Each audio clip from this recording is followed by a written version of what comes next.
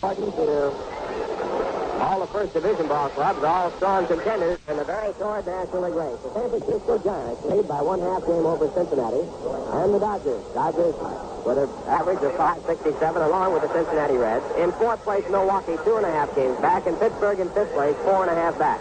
Philadelphia Phillies are in sixth place. They trail by 8.5 games, and the following clubs, St. Louis, Chicago, Houston, and the Mets fill out the balance of the league. Mets have won 45 and lost 98.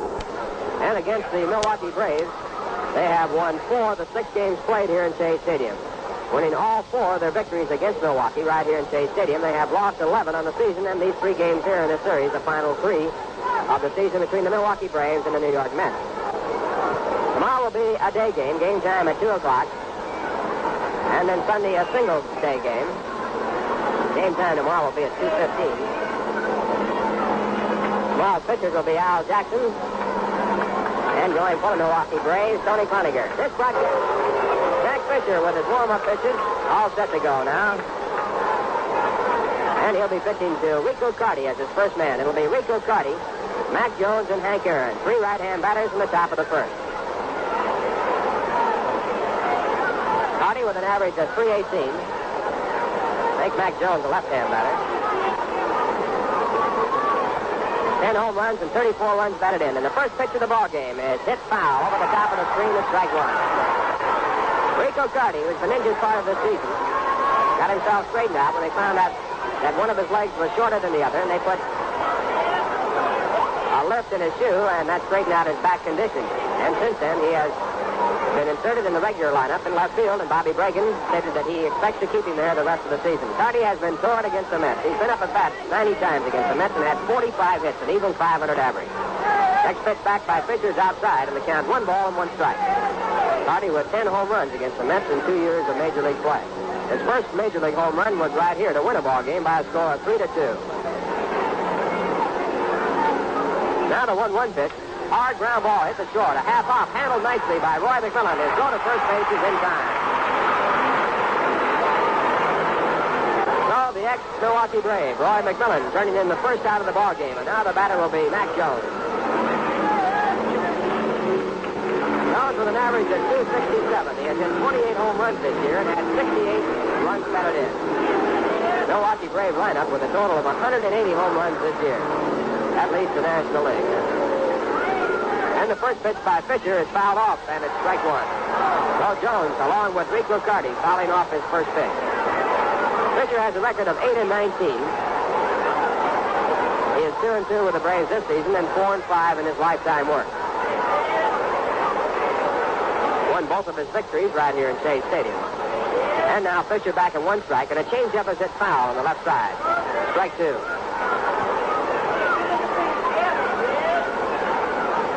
2-strike count on Mac Jones with 1 out in the top of the first.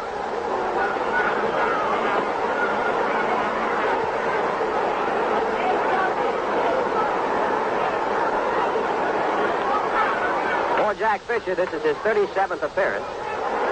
His 33rd start.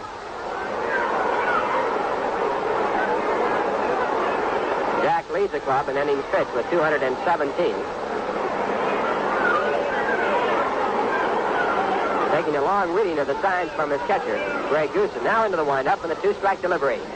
It's inside and high, ball 1. Mac Jones started the swing, then held off, and the count now 1 ball and 2 strikes. Mac Jones has had sort of a unusual season. He has hit 28 home runs. He also leads the club in strikeouts. He has struck out 105 times. Now at 1-2. Pitch is inside. It turns him around. The pitch down around 5. 2 balls and 2 strikes.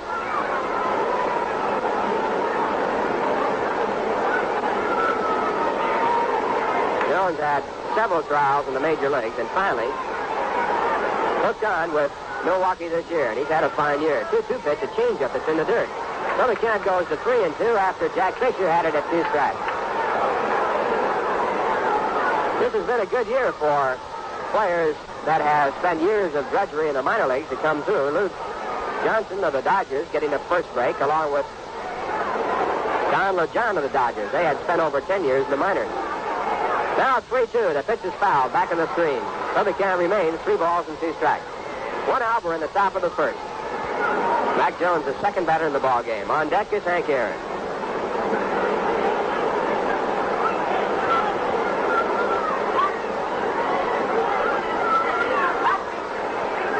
A 6-team race. The Philadelphia Phillies only 8.5 games back in 6th place. Pitch back is fouled back. So the count remains at 3 balls and 2 strikes. Umpires in the ball game behind home plate. Stan Landis. At first base, Mel Steiner. At second base, Al Bollick, the head of the crew. And at third base, Augie Donatelli. Coaches for the Milwaukee Braves, Dixie Walker at first base, JoJo White, the coach at third.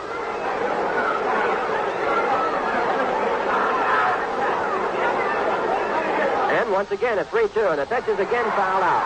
Ball high in the air coming back at home plate. Greg Goosen, the catcher, to take a long look. Milwaukee Braves have been better at home than they have been on the road. They have a record of 43-32 at home. 75 of their 81 games played at home. On the road, they have won 34 and lost 30.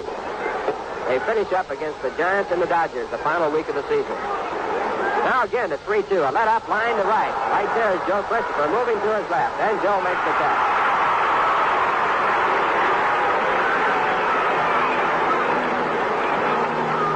And 2 men out, and the batter now is Hank Aaron. Hank, a right-hand batter with an average of .328. He's hit 29 home runs this year and has driven in 81.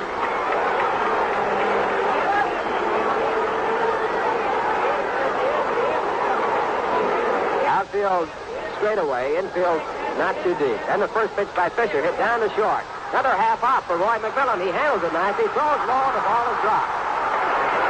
Jim Hickman couldn't come up with a short hop at first base, and there'll be an air charge to Roy McMillan.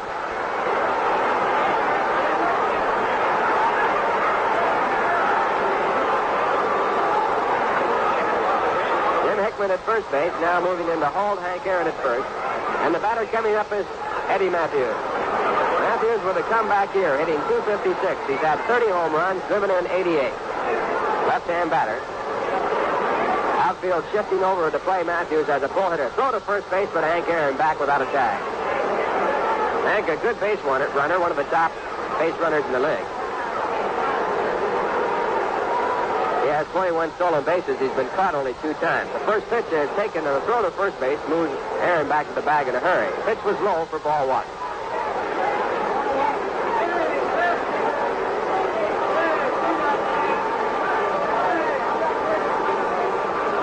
We're in the top of the first. No score in the game. Jack Fisher working to Eddie Matthews. He throws the first again. High throw, and the tag made by Jim Hickman was too late. Jim goes for a second try, hoping to catch Hank Aaron between steps. Then throws the ball back to Fisher. And the Fisher pitch comes in, and it's hit out to center field. Leon Jones moving in and waiting. He makes the catch, and then retires aside. No runs, no hits, 1 error, and 1 man left. And the score at the end of 1/2 inning, the Braves nothing, the New York Mets coming up. You've been wondering what Swedish Americans sing after the smorgasbord. Listen to this.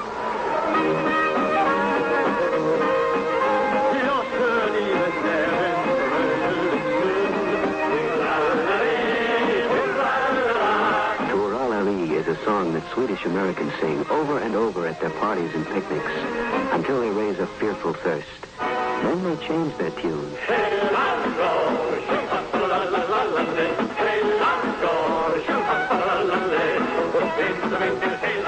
Elon Gore is a traditional Swedish drinking song, and often the beer they drink is Rheingold Extra Dry. In fact, in New York City, where there are more Swedes than in all of Husqvarna, more people drink Rheingold than any other beer. Why do Swedish Americans like Rheingold? We don't know, but we must be doing something right.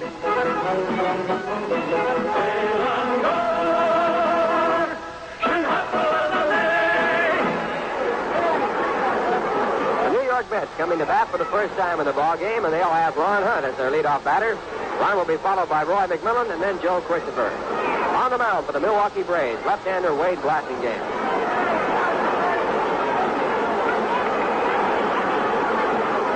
Wade has a record of 16 wins and 9 losses.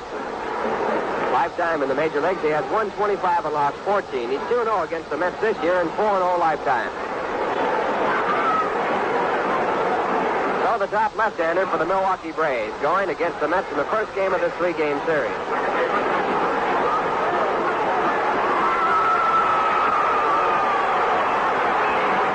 Charlie Smith, who was injured before the ball game started in infield practice, he was hit by a line drive, hit by Canizero while Chris was hitting to the outfield.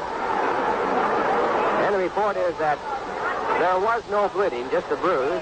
Smith is groggy, and Peter Lamont, the team physician, is on his way to check him out. He was hit on the right cheekbone.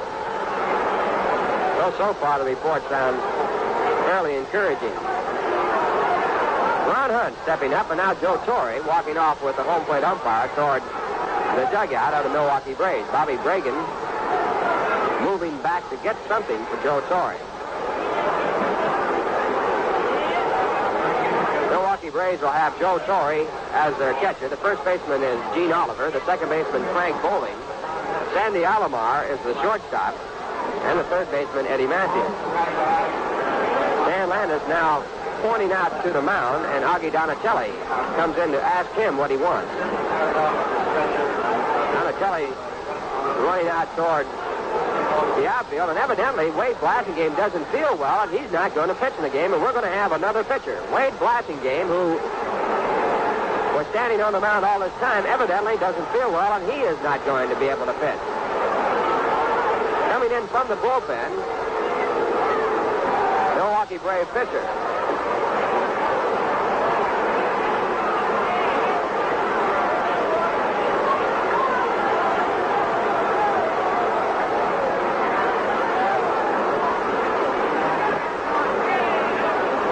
Sadowski, a right-hander, coming in from the bullpen to take his warm-up pitches. So Wade Blasingame doesn't throw a pitch.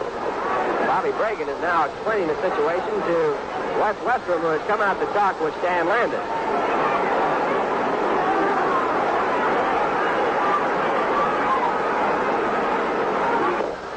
So this series getting off to an intriguing start.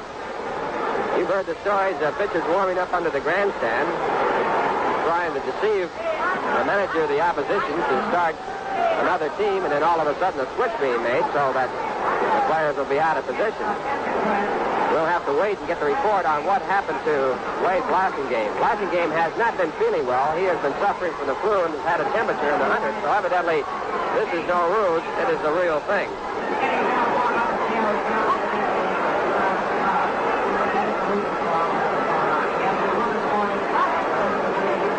Bob Sadowski has walked off, and Blasingame is starting to warm up again.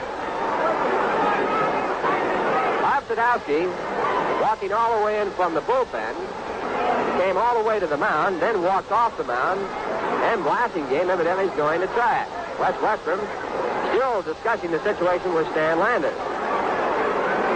They might make Blasingame pitch to one batter. There is a rule in baseball that if you are on the starting card, that you have to pitch to one batter, or a pitcher in a ball game has to pitch to one batter before a change can be made. There have been exceptions to this, but it has been a case of illness. Now Bobby Bragan and Stan Landis are going to discuss the situation. Also, if a pitcher is injured, in the process of pitching to one batter, he does not have to continue through. Now they're going to send Bob Sadowski all the way back to the bullpen to warm up.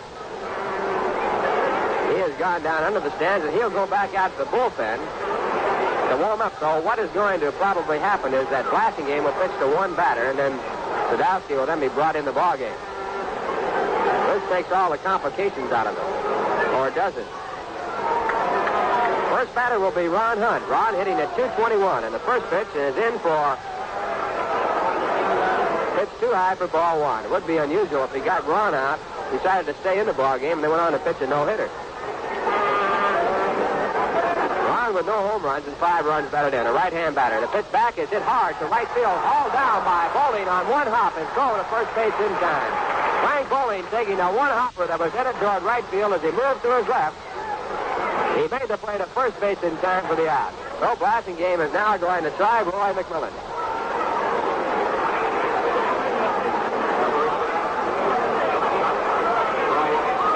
Roy, a right-hand batter, hitting 250 with 1 home run and 37 runs batted in. No score in the game. 1 out in the bottom half of the first. And the first pitch to Roy is in for a called strike. A fastball around the letters over the outside part of the plate. Bob Sadowski now warming up in the bullpen for the Milwaukee Braves. And the one strike delivery. Curveball dropping in, strike two. Blasingame takes a lot off his curveball. It's a big rolling curve. And it's quite a change in speed off his fastball. Two-strike count. And now the left-hander back to McMillan high inside. Roy nods away, and it's 1 ball, 2 strikes.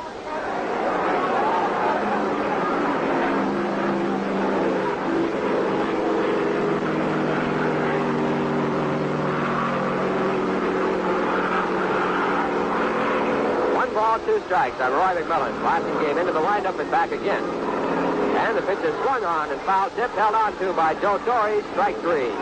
So Blasingame, who wasn't going to pitch, now has retired 2 in a row, and the batter coming up is Joe Christopher.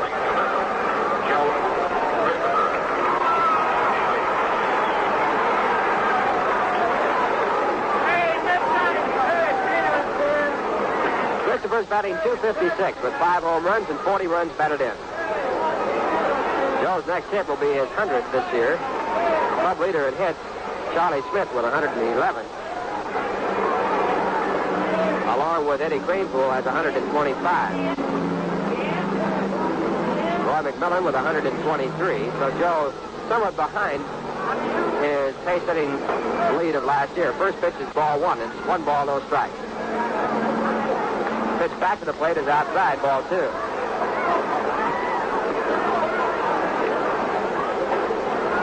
Christopher led the club in runs with 78, hits with 163, and singles with 113 last year. Batted .300 with 16 home runs. This has been an off year for Joe off that 1964 record. Pitch back is in for a called strike. 2 balls and 1 strike.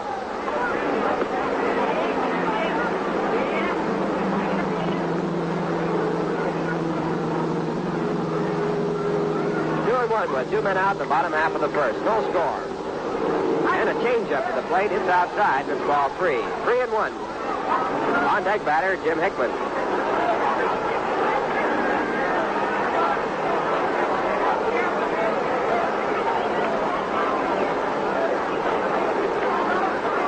And Wade Blasingame into the windup and back again. And the pitch is swung on and missed. A high fastball, foul tipped into the glove of Torre, and it's 3 balls and 2 strikes.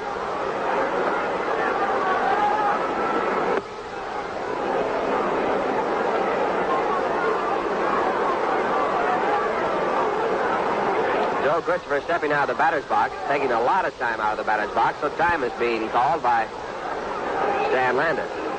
Joe evidently with something in his eye. Now he gets back in. The count at 3 balls and 2 strikes.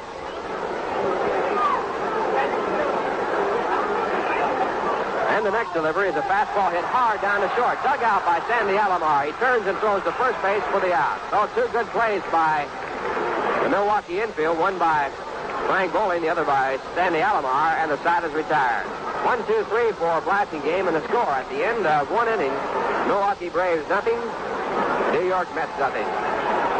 Well, the Mets play the Braves 2 more games, Saturday afternoon tomorrow and Sunday afternoon, a single game. Then with a day off on Monday, they get set for a 3-game series with the Cincinnati Reds. Tuesday night, Wednesday night, and Thursday afternoon. Tickets available for all the remaining home games at convenient locations. Ticket office here at Shea Stadium, open 7 days a week at entrance D. Weekdays, the ticket office hours 8 to 6, weekends from 9 to 5. Tickets available at Pennsylvania Station and Grand Central Terminal downtown. Also in Long Island at Macy's and Huntington, open during the store hours. And you can make reservations for box and reserve seats at all the Howard clothing stores in the metropolitan area. And don't forget the instant reservation service at all Child's restaurants and Calico Kitchens in the metropolitan area.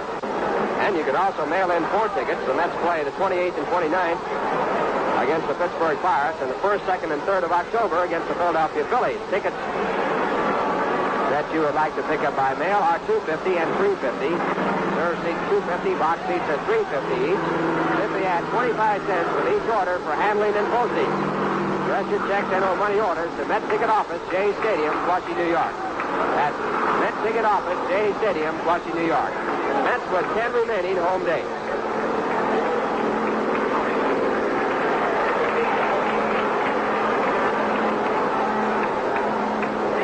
3-0 ball game as we move to the top of the second. The first man up for the Milwaukee Braves will be Joe Torre.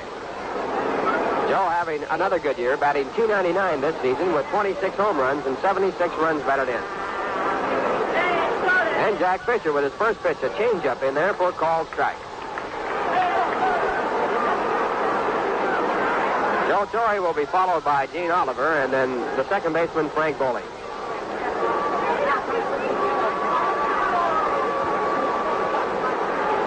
One strike delivery. Fastball foul off the hands on a check swing. It's 2 strikes now with Joe Torre moving out of the batter's box.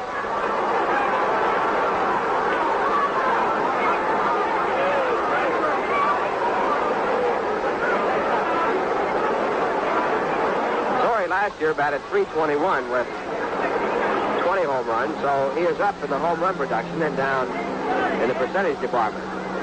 Strong catcher. Fisher 2 strikes. And he tries a slider that misses outside. 1 ball, 2 strikes. One final score in the American League. Baltimore defeated Kansas City 5-2 as Stu Miller picked up the win in relief. The losing pitcher was Talbot. Charles, Refley, and Adair had home runs. Next pitch is a changeup inside, and the count 2 balls and 2 strikes.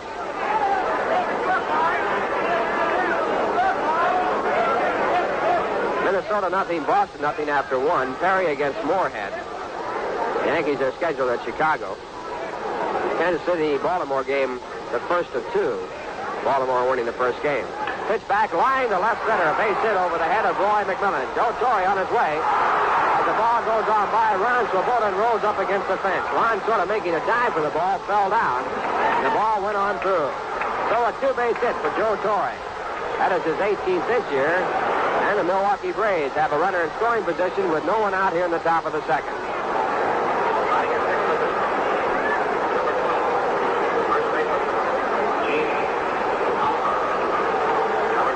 That is the first hit of the game. The Braves had a base runner in the first on an error by the shortstop. And now the batter is Gene Oliver. Gene batting .266, a right-hand batter. He's had 18 home runs and has driven in 52. And his first pitch is a curve outside. It's ball 1.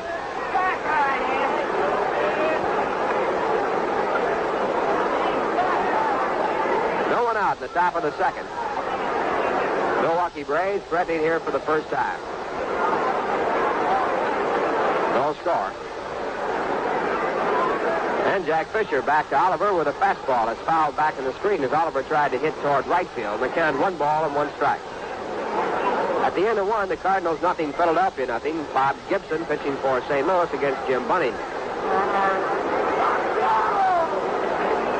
Cincinnati scheduled at Pittsburgh. Joey Jay is to be the starting pitcher for the Reds against Bob Veal for the Pirates. Also scheduled Houston at Los Angeles, Chicago at San Francisco. And I guess everyone has heard about the perfect no-hit, no-run game pitched by Sandy Koufax. He has become the first man to pitch 4 no-hitters in a Major League career. 1-1 pitch is outside, and the count 2 balls and 1 strike. Sandy did it with a flourish. He struck out his last 6 batters.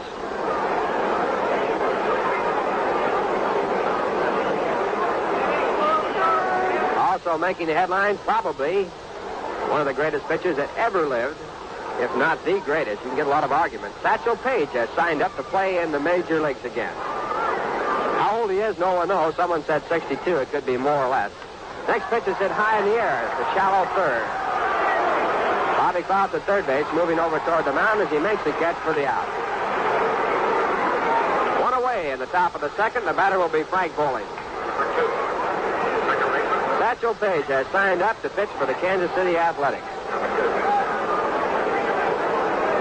He started his Major League career with the St. Louis Browns after about 40 years of pitching around the world. Also played at Cleveland.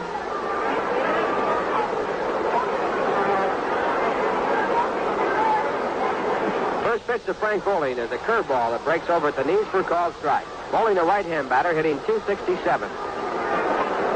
6 home runs and 42 runs batted in this year. Last year he batted .199.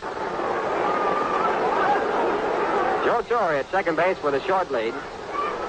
And the pitch back to Bowling, bounce back to the mound. Torrey now caught off second base, and Jack Fisher hauls the ball down. He throws to Roy McMillan. Roy then over to Bobby Crouch for the tag on Joe Torrey, but Joe stays hung up long enough to allow Frank Bowling to move on down to second.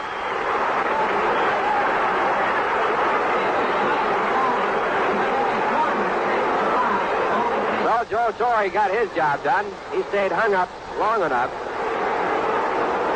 to allow Frank Bowling to exchange at second base, so no gain for the Mets, although they picked up their second out. And that'll bring up Sandy Alomar.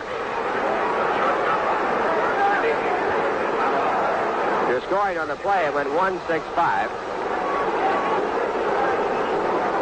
Today, Saturday night, September 18th, see the New York Jets against Kansas City in the first home game of the season right here at Shea Stadium. That's Saturday, September 18th.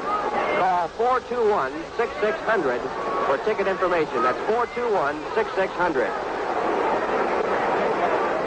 Now the next pitch to Fisher, bounds to the mound. Picked up by McMillan. His throw to first base is in time.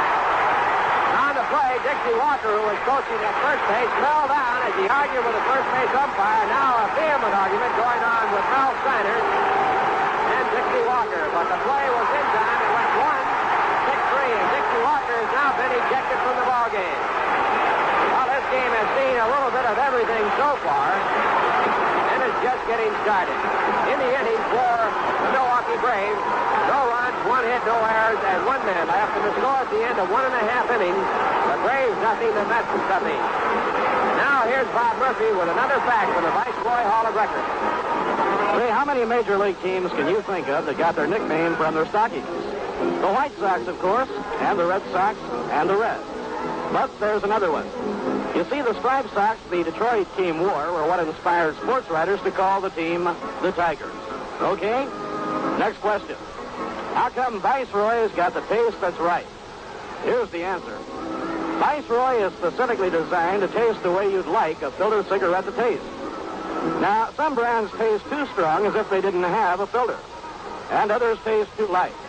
They never seem to satisfy your taste. But Viceroy is not too strong, not too light. Viceroy has got the filter for the taste that's right. Some folks even sing about it. Listen. Viceroy's got the taste that's right. Not too strong and not too light. The taste that's right.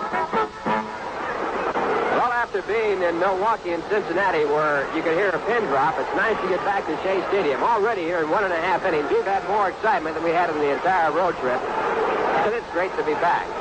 At the beginning of the ball game, Bobby Bragan tried to switch pitchers and couldn't get away with it. And one argument right here, and Dixie Walker on the play at first base fell over backwards as he tried to get the call, a safe call. He was ejected from the ball game on his argument.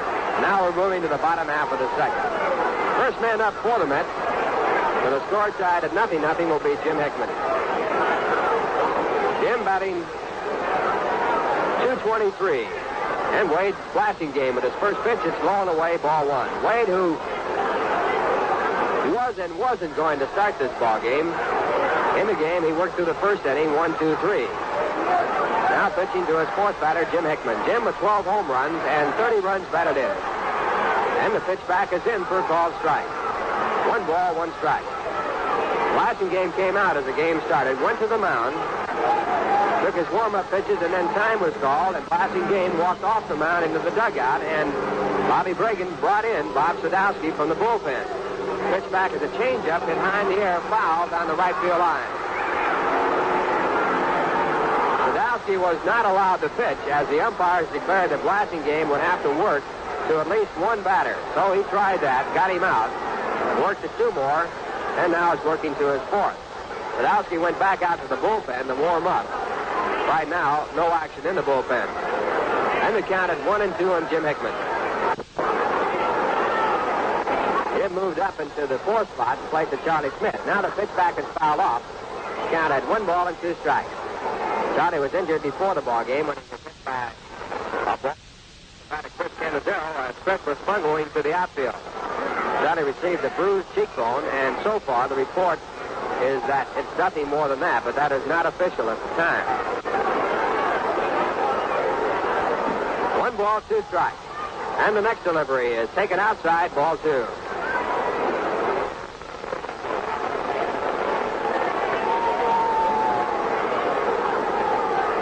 Blasingame, looking for his 17th win. And his next pitch to Hickman is a changeup that's deep to left. Moving back is the left fielder, Rico Carty, and he has to one-handed going away. Carty ran in and under that ball, then had to cut back out, and he had to one-handed to make the play. So on the misjudged fly ball, the Milwaukee Braves have one out and will step out for station identification. This is the New York Mets Baseball Network. 810 on your dial, WGY Schenectady, the voice of the Mets in the great Northeast.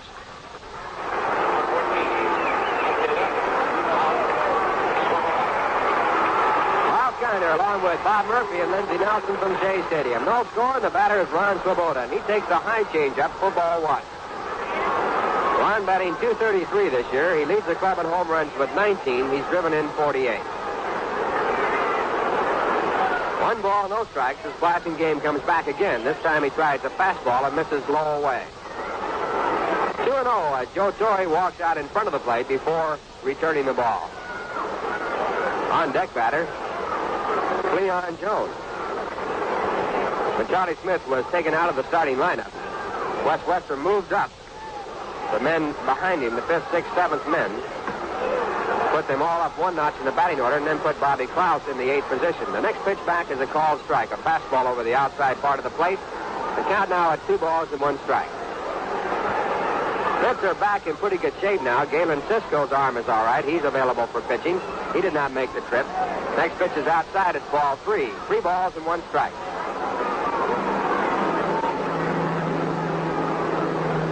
Larry Bernard is also with the ball club. He didn't make the trip because of a bruised leg. Now it's 3-1. The pitch to Swoboda is inside, ball 4. The Mets have their first base runner.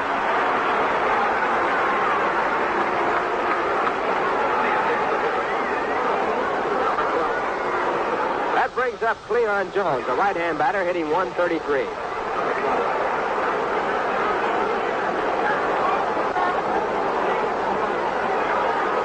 Cleon with no home runs and 5 runs batted in, playing a total of 19 ball games for the Mets this year. This is number 20. Now, Yogi Berra talking to Ron Swoboda, transferred the signs onto him. Cleon Jones is staring at third base coach Don Hefner, looking for the sign.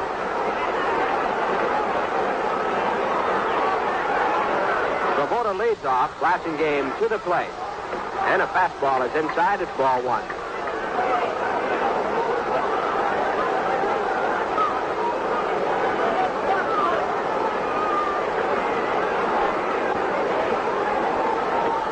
One ball, no strike.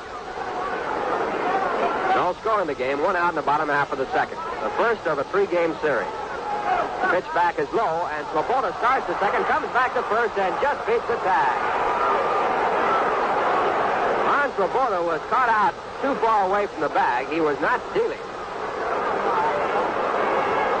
And a throw from Joe Torre was just about in time. He just got back ahead of the tag by Gene Oliver. Ball bouncing away from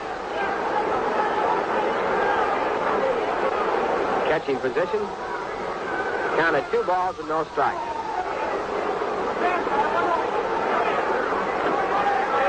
And the next delivery is hit foul. Ball going over the top of the screen. The count at 2 balls and 1 strike.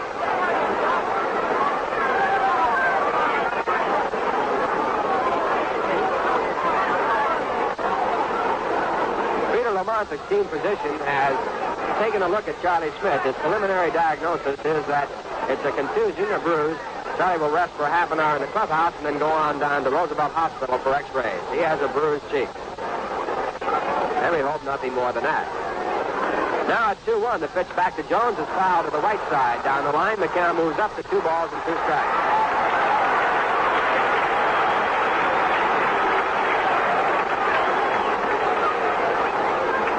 Two on a warm evening here at Shea Stadium.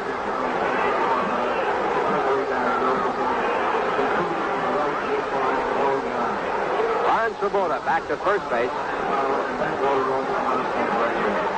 And Wade Blasingame checking in with Joe Torre for the sign. 1 man out. We're in the bottom half of the second. No score. And the next pitch to Jones is swung on and missed, strike 3. So Blasingame gets his second strikeout in the ball game. His second out here in the bottom half of the second, and now the batter will be Greg Goosen, making his first appearance here in Shea Stadium.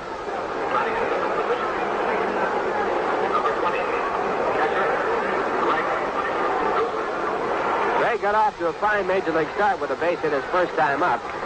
Since then, he has been up 9 times with 4 hits for his average at .444. A right-hand batter with no home runs and no runs batted in. Has a peculiar stance, a wide open stance. And he takes the first pitch, low and away, ball 1. Greg stands deep in the batter's box with his back foot, his right foot, fairly close to the line extending from the inside part of the plate. And his left foot off to the left side toward the third base coaching box. He swings it back in as he goes to swing, and he takes low for ball 2. Sort of a modified Archie Vaughn stance from the right-hand side.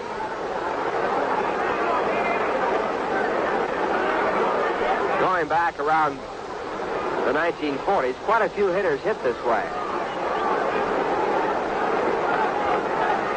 2 balls, no strikes, and the pitch back to the plate is swung on and missed. A hard swing. It's 2-1. You recall, Roy Campanella had a stance somewhat like this. Roy, with that open stance, stood up close to the plate, was a strong pull hitter. A lot of hitters feel that they can see the ball better with that type of stance. It also allows you to clear out faster so you can pull the ball.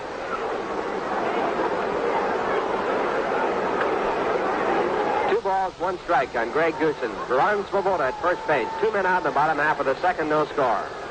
And the next pitch is hit hard through the middle off the glove of Blasingame. It's picked up by Bowling as he moved over to field the ball.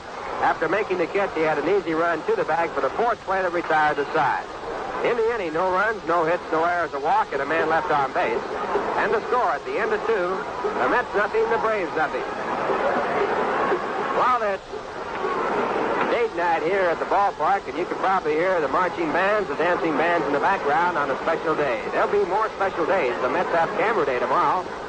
Chance for all you amateur photographers to take close-up shots of your favorite Met players between 12 and 1 o'clock. There'll be 68 valuable prizes awarded for the best shots submitted for judging that are taken. And information on entering may be obtained tomorrow morning at your favorite photo outlet in the metropolitan area. But remember, it's 12 to 1. The Mets players will be available for pictures. And then Sunday afternoon, a single game will be Father and Son Day. All the youngsters, accompanied by their father, will be admitted to the ballpark for a 50-cent service charge. That'll be your last chance to talk Dad into a ball game before starting school. So a fine way to end your vacation. Come on out to Shea Stadium and join us as the Mets take on the Milwaukee Braves. The Braves have to win, and the Mets trying to play the role of spoilers.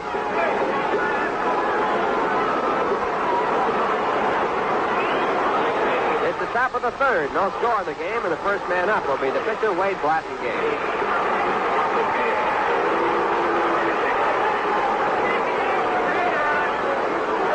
Wade, a left-hand batter and a good hitting pitcher.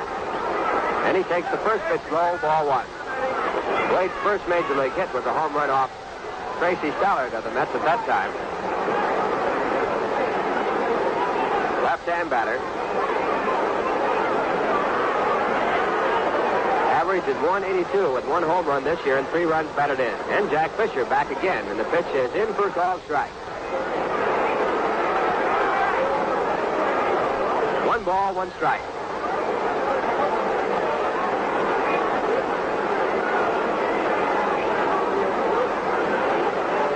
After Blasingame, the batter will be Rico Carty and then Mac Jones. Fisher back with a curveball that's set down in the dirt. Ball bouncing off the front foot of Blasingame, and the count goes to 1-2.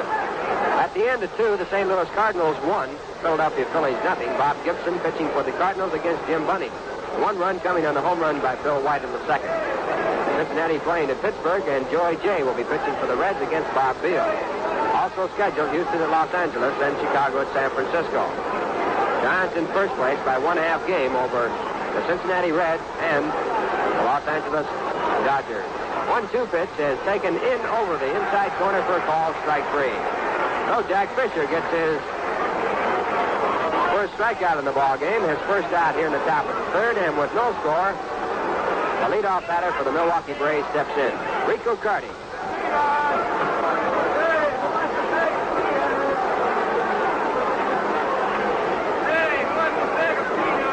Rico grounded out to the shortstop his first time up. And his first pitch his second time up is a curveball. It's in for a called strike. Carty batting at .316 with 10 home runs and 34 runs batted in.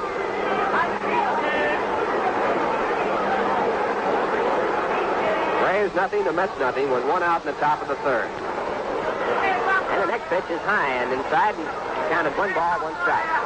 The American League all-night games, the Yankees at Chicago. Baltimore defeated Kansas City 5-2 in the first game of their doubleheader. In the second game, Hunter and John Miller for Baltimore will be on the mound. The end of 1.5 innings, Minnesota 3, Boston nothing. Jim Perry pitching for the Twins against Dave Moorhead. Next pitch back is swung on and foul tip. Ball rolling out in front of the count now, 1 ball and 2 strikes. At the end of 1.5 innings, California Angels nothing, Washington nothing. Marcelino Lopez pitching for the Angels against Pete Rickard for the Senators. At the end of 4, Detroit nothing, Cleveland nothing. Mickey Lolich pitching for the Tigers against Sonny Siebert for the Indians.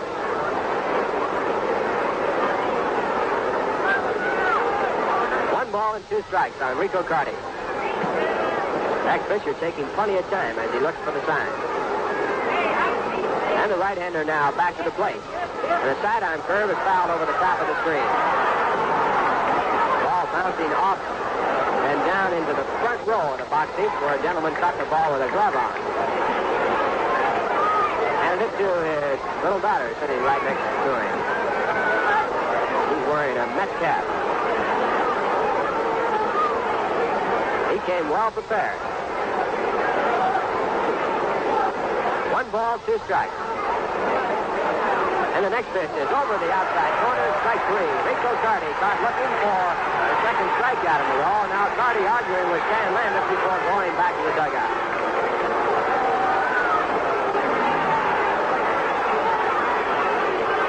Two men away, and the batter will be Mac Jones, a left-hand batter. The only hit in this ball game was a double by Joe Torre, and Joe did not score. First pitch to Jones is hit foul to the right side. It's strike 1. Mac Jones is a notoriously first ball hitter, a notorious first ball hitter. He swings at just about anything. So far, it's paid off with a .267 average with 28 home runs and 68 runs batted in. Whitlow Wyatt, incidentally, has taken over the coaching duties at first base for Dixie Walker, who was ejected from the ball game. Now a swing and a miss, strike 2.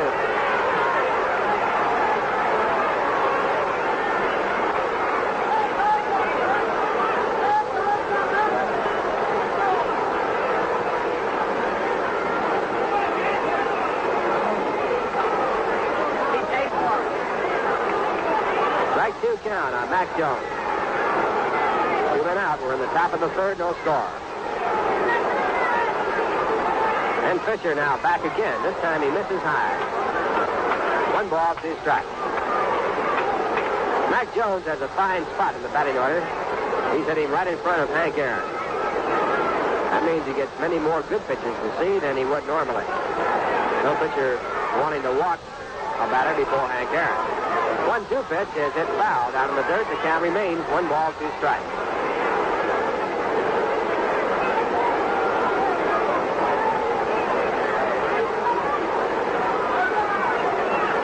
Jones has been hitting mainly in the second position in the batting order, and Hank Aaron, under normal circumstances, if you can call normal circumstances any circumstance with Bobby Bragan, the manager, bats third. Now the next pitch is inside, and the count 2 balls and 2 strikes. Jones has walked only 22 times this year in 125 ball games.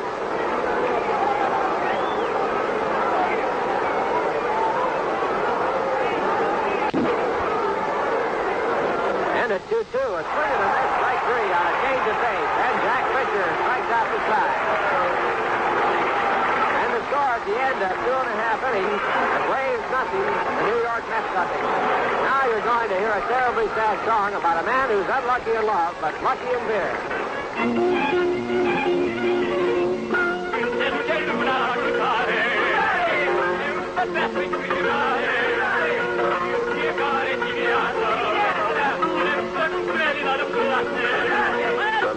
cafes of Romania comes the song about Ionelule, who drinks to forget the fire that burns his heart because marijuana doesn't love him.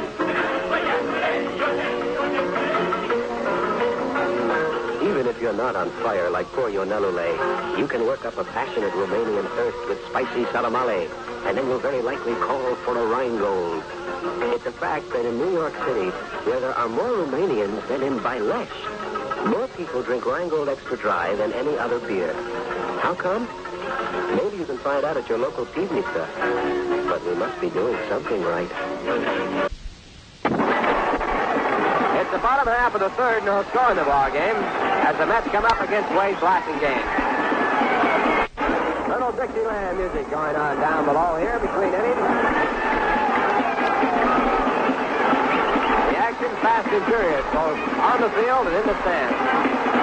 We've had all kinds of excitement here so far in the game. Before the game, Charlie Smith was taken out of the lineup when he was hit by a batted ball. He is not seriously injured, at least that's the way the report reads. Then Dixie Walker was ejected from the game. Also, Bobby Bragan started to pitch a pitcher, decided not to, and then decided to pitch him again. And now working because he's in the game. As a result of Bragan's decision, Wade Blassingame. His first pitch is blown away to Bobby Klaus for ball one. Blassingame has pitched to 7 batters, given up no runs, allowed no hits. He has walked 1. Ron Swoboda walking on a 3-1 pitch.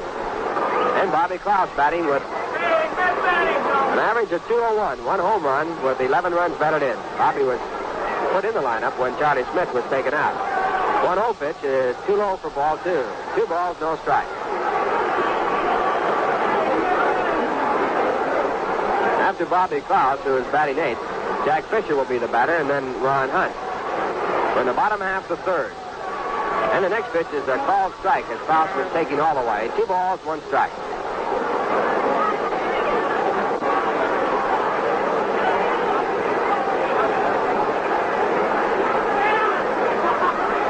The left-hander back again.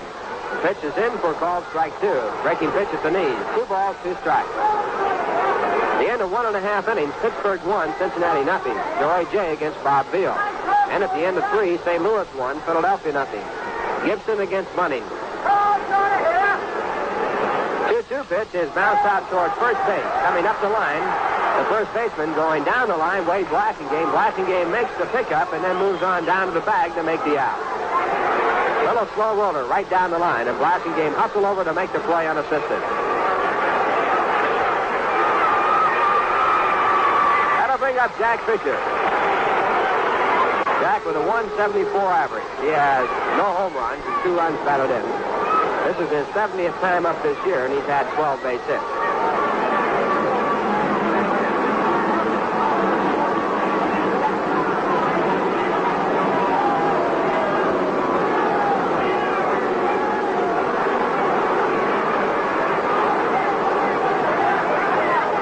First pitch to Fisher is taken high. It's ball 1.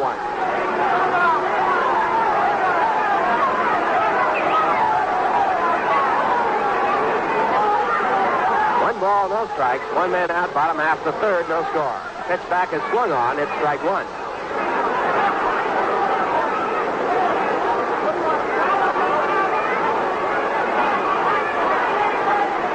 One ball, 1 strike on Jack Fisher. Respect him quite a bit. They have their outfield fairly deep. And the 1-1 pitch is taken inside, a changeup for ball 2. Fisher was all set to bunt out towards second base. Count now 2 balls and 1 strike.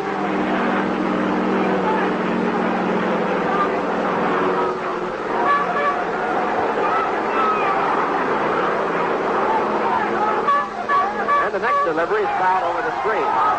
Ball bouncing back on the field, and the count goes to 2 balls and 2 strikes.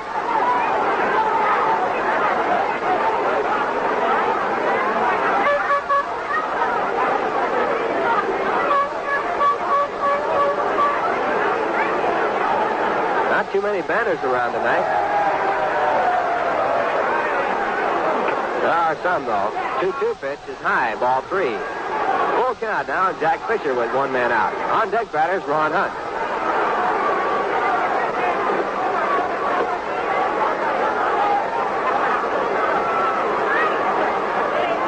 One batter saying, press on with great dispatch. Little looper out toward second base. Frank Boley moving to his left makes the play. Little loopy line drive, not hit too hard. And there's out number 2. That'll bring up the leadoff batter, Ron Hunt. Ron was out on a hard smash to the second baseman his first time up. Boley making quite a play in the ball. Hunt batting .219 in 42 ball games.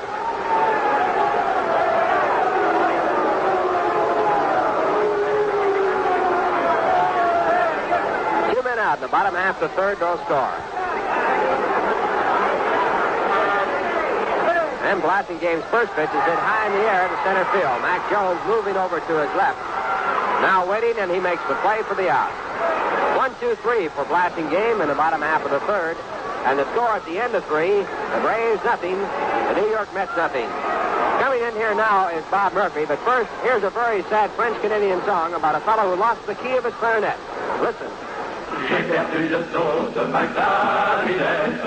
J'ai perdu le dos de ma clarinette.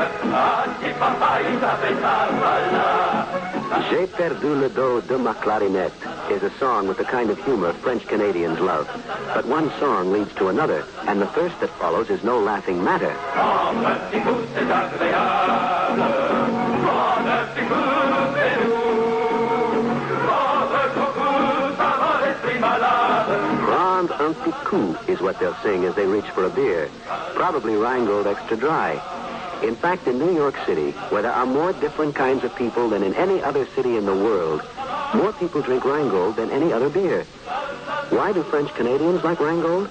We don't know, but we must be doing something right.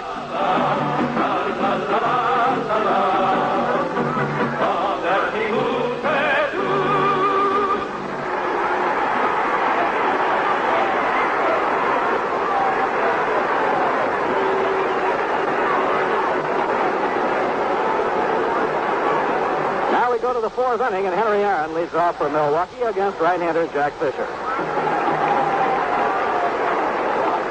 Brad really enjoying the Dixieland Jazz Bands as they tour Shea Stadium on date night.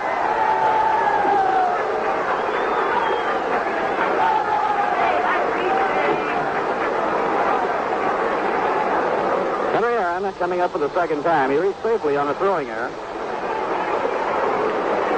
in the first inning. Now the wind-up in the pitch by Fisher, and the slow curve is over. Strike one call. Fisher had one of the best change-ups you'll ever see in fanning Mac Jones for the last out in the third inning.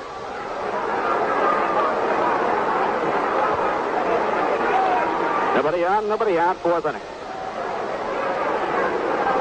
Hank Aaron, second in the National League in batting. Roberto Clemente of Pittsburgh is the league leader.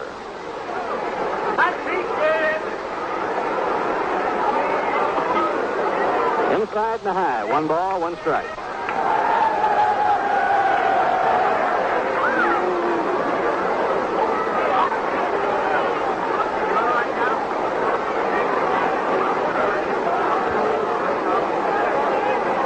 Now Fisher winds. Down comes his pitch, a pop foul.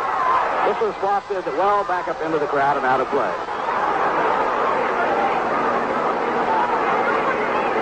1 ball, 2 strikes.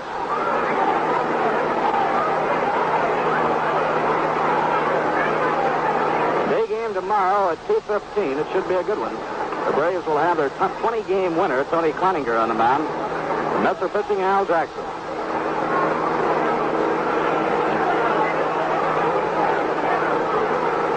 Swing and a miss. He struck him out. Jack Fisher fans Hank Aaron with a curveball. He's now struck out 4 in a row. Right here we pause for station identification. This is the New York Mets Baseball Network. 810 on your dial, WGY Schenectady, the voice of the Mets in the great Northeast.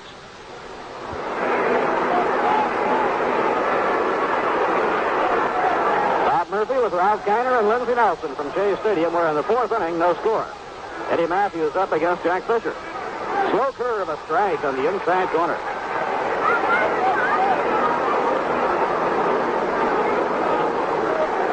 Mets have the infield around to right, and the right side of the infield back deep against full hitter Eddie Matthews. Eddie's third in the National League in home runs. Curve is low inside at 1 ball and 1 strike.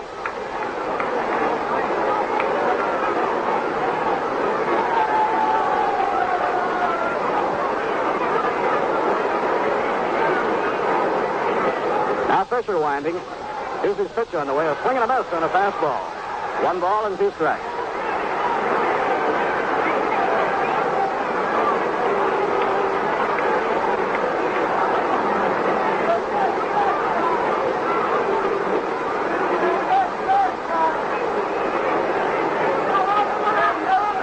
Now Fisher has his sign from Greg Goosen. Here's his 1-2 delivery. Fastball, strike 3 call. 5 in a row for Jack Fisher. He has now struck out 5 in a row, and the last 4 have been Rico Carty, Mac Jones, Henry Aaron, and Eddie Matthews.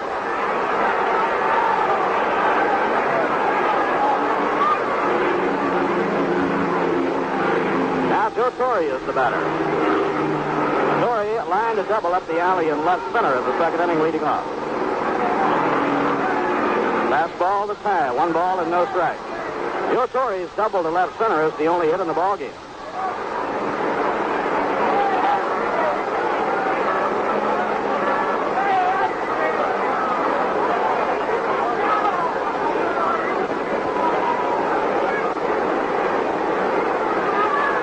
Now Fisher goes over the head. Down comes his pitch. Just missed the outside corner. 2 balls and no strikes. Both Fisher and Goosen thought they had a strike with that one. But the count goes to 2-0 on Torre.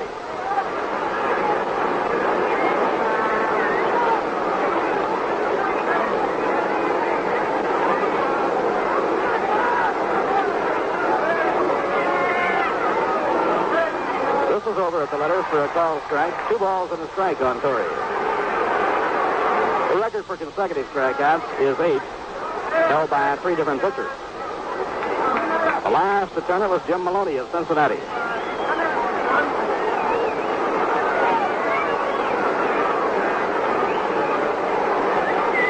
Now Fisher winding the sidearm delivery. Misses inside. It's ball 3, 3-1.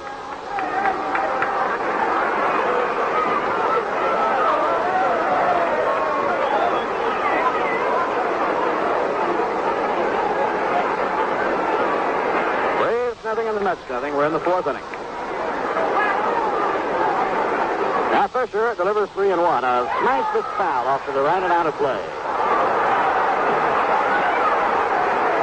So the string is out on Joe Torre at 3 balls and 2 strikes.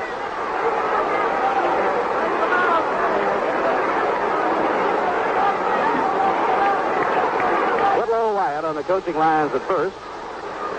JoJo White coaching at third. Wyatt took over for Dixie Walker when Dixie was thrown out of the game by Mel Steiner. Pitching 3-2. Foul ball back into the screen. Just got a piece of it.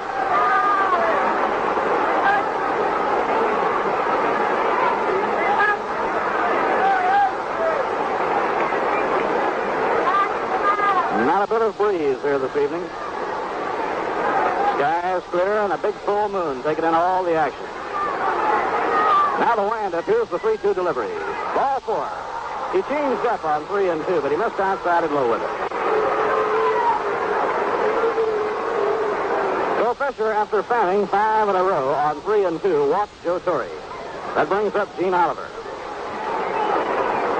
Oliver, the first baseman, is 0 for 1. He was retired on a pop-up to Bobby Klaus.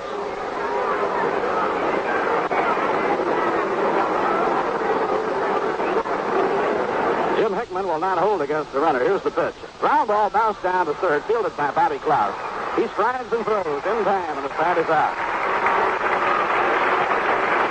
No runs, no hits, no errors, 1 left. At the end of 3.5 innings, the score, the Milwaukee Braves nothing and the New York Mets nothing. Now it's time for another unusual fact from the Viceroy Hall of Records. Tonight, let's go back to 1883. Dan O'Leary was at bat for the Peoria team. It was the 9th inning, and the score was tied. The pitch came in, and Dan hit it so hard he spun around and he fell on one knee. But he picked himself up, and he tore around the base path. When he got home, though, the umpire called him out. How come? He circled the bases the wrong way. And which way should you go for the taste that's right and filter smoking? That's right. Viceroy. Because Viceroy is specifically designed to taste the way you'd like a filter cigarette to taste. Not too strong like some brands that taste as if they didn't have a filter. And not too light like some others that never seem to satisfy your taste. But Viceroy is not too strong, not too light. Viceroy has got the filter for the taste that's right. Viceroy's got the taste that's right. Not too strong and not too light. The taste that's right.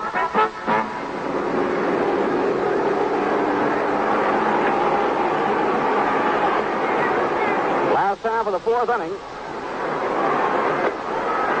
Roy McMillan will be leading off against Wade Blasingame.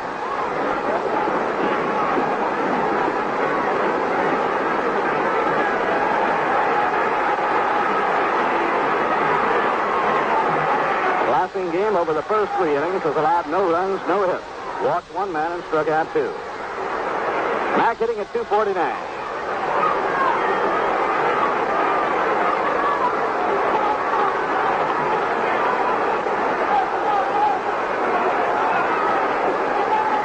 In the second inning at Pittsburgh, Willie Stargell has hit a three-run homer for the Pirates. They're now leading Cincinnati at least 4-0 in the second inning. A fly ball hit to right field. Drifting back is Henry Aaron. He's under it. And Aaron puts it away for the out. One away and nobody on. 20-game winner Tony Cloninger pitching tomorrow for the Braves against the New York Mets' Al Jackson on camera day. St. Louis leading Philadelphia 1-0 on Bill White's second inning home run. They've now played 3.5. It's Gibson against Bunny.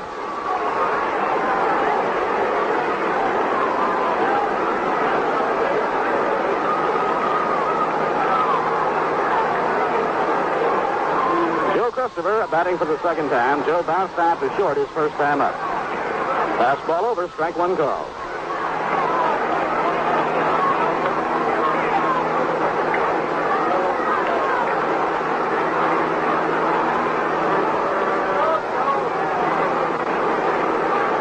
Blasingame looking in to get his sign from Joe Torre. Here's the windup. Down comes the pitch. It's taken high by Christopher. 1 ball and 1 strike. This was a ball game that Wade Blasingame almost did not pitch.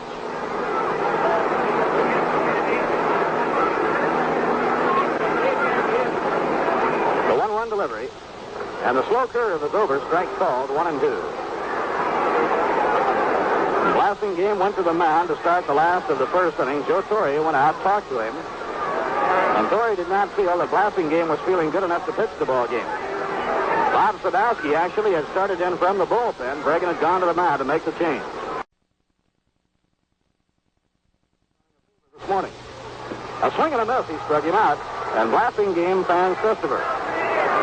Manager Wes Westrom protested that it might well be the Braves were using a gimmick since West had inserted an all right-handed batting lineup, and a right-hander was coming in to take over for Blasingame. So Blasingame had to face at least one batter. He got the first batter out and has stayed right with it, and so far has not given up a hit. Pittsburgh got 4 runs in the second inning in chasing Joey J. The Pirates lead Cincinnati 5-0 at the end of 2 innings. Change up as a strike on the inside corner to Jim Hickman.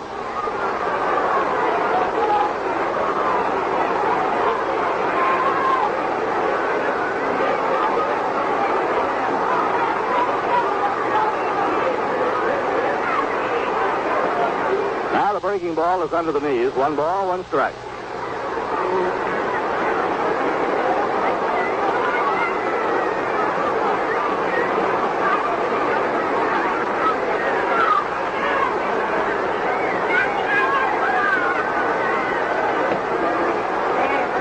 Game with a fastball outside, 2-1. Wade Blasingame has really arrived on the horizon in a hurry. He's just 21 years old, and tonight he is trying to win his 17th ball game. Pitching 2-1. A high drive hit deep to left by Jim Hickman. There it goes, a home run.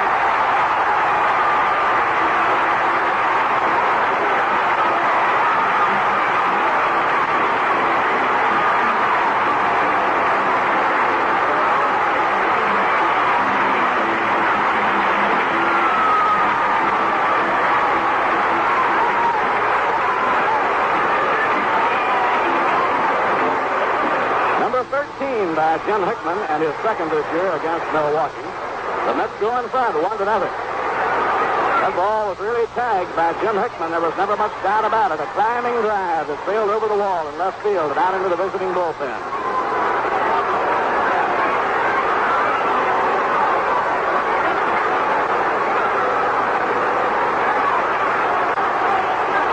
Ground ball going foul down the third baseline. Interesting thing about Hickman's home runs this year, he's hit most of his home runs on the road. 9 of his 13 have been a hit away from Shea Stadium.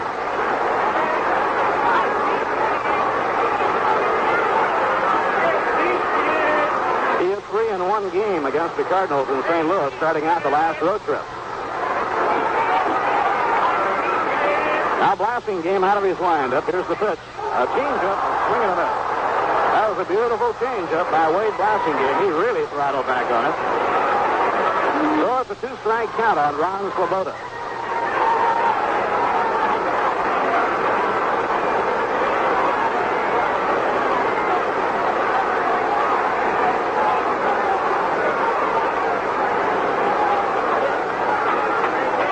Two-strike delivery. Hot foul back over the screen and into the crowd. No play.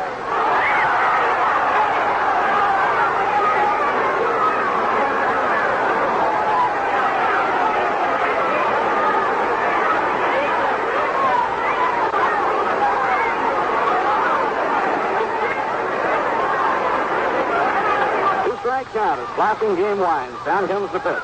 Look out, and he's hit by the pitch. A fastball that got away and drilled at Ron Swoboda in the left side. Ron just tosses the bat off to the side and goes down to first base. But he was hit with a fastball. Seemed to drill him right on the left side. That ball was thrown as hard as Blasingame could throw it. Ron appears to be okay. He's on first base, and the hitter is Cleon Jones.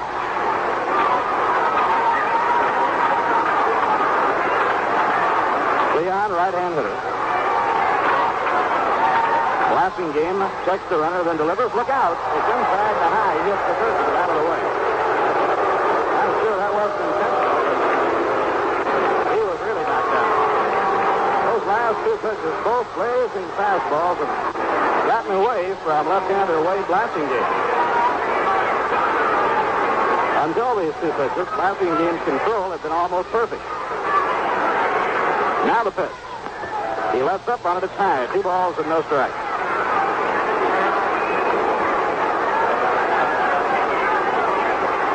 Warm-up action in the Milwaukee bullpen now, and Bobby Bergen with his foot propped on the top step of the dugout, watching Wade Blasingame very carefully. A fly ball hit the right field. It's fairly deep. Back goes Henry Aaron. On the warning track, he takes it for the out. Jones flies to deep right, and the side is retired. 1 run, 1 hit, a home run by Jim Hickman. No errors, 1 left. 4 innings complete. It's the New York Mets 1 and the Milwaukee Braves nothing. Second game of the series is a day game tomorrow afternoon. It starts at 2:15. The Braves will have their 20-game winner, Tony Cloninger, on the mound. For the New York Mets will be southpaw Al Jackson. The series will conclude with a Sunday afternoon ball game at 2. Mets have Monday off, and the Reds come in for night games Tuesday and Wednesday night, and an afternoon game on Thursday. So the Reds and the Braves both battling for the National League pennant, visiting Shea Stadium. Hope you're planning to be here, and remember, tomorrow is camera day, so bring your camera and plenty of film. From noon until 1, the players will be in uniform to pose for snapshots taken by you, and valuable prizes will be awarded. Sunday afternoon is Father and Sunday, and a wonderful opportunity for Dad to bring his sons to the ballpark. They will get in, accompanied by Dad, for 50 cents.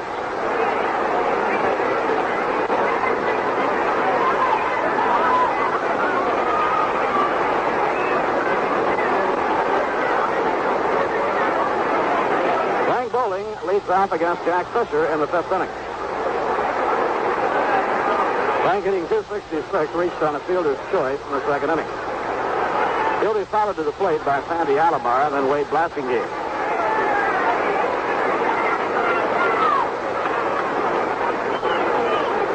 games on the West Coast tonight, but they will not get underway until 11 p.m. New York time. Line drive into left field, a base hit by Bowling. Grabbed by Ron Swoboda, he plays it back in. And the Braves get things going here in the fifth inning on a leadoff hit by Bowling. That's the second hit for Milwaukee. It brings up Sandy Alomar. Alomar, a speedster, looking down now to JoJo White to see how the Braves are going to play it.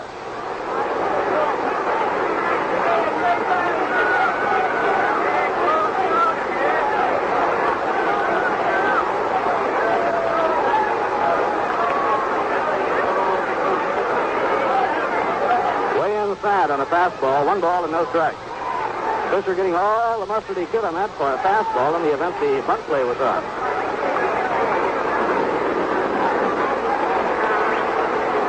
Jim Hickman holding against the base runner, Frank Bowling.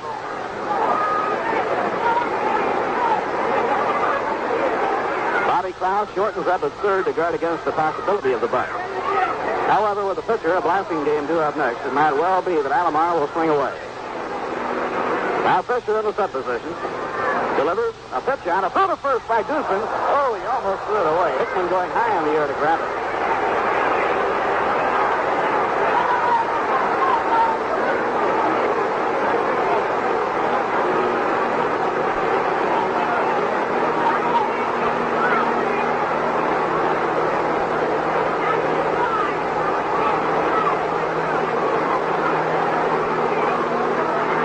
Jack Fisher looking in for his sign. He's behind on Alomar now. 2 balls and no strikes.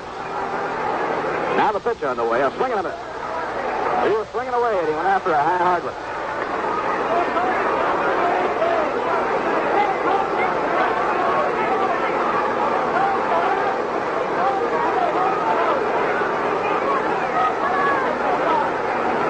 That's 1 and the Braves nothing. We're in the top half of the fifth inning. Now Alomar, having a little trouble reading the signs, steps out of the batter's box.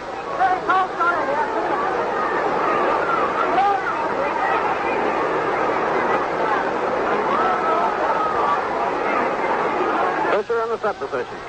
Down comes his pitch. A swing and a miss on a breaking ball on the count of even at 2-2.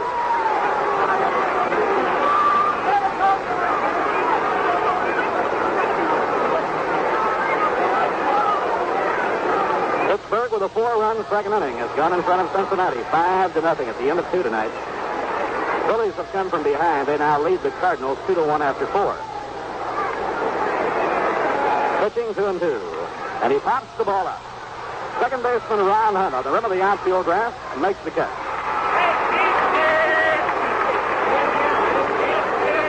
One out and one on. That brings up Wade Blasingame. Blasingame batting for the second time. He took a call third strike in the third inning.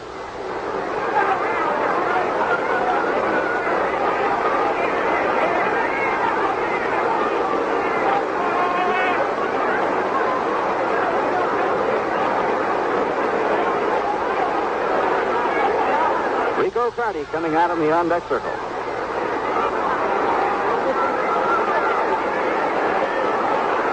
Now Fisher steps off.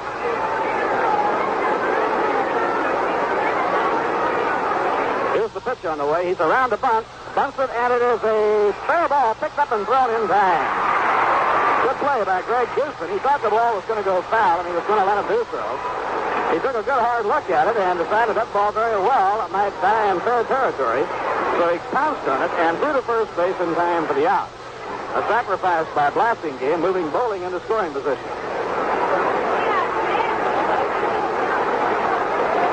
Sacrifice for Wade Blasingame. Now Rico Carty steps in. Carty has grounded out third to first and been struck out. He's up now with the tying run in scoring position.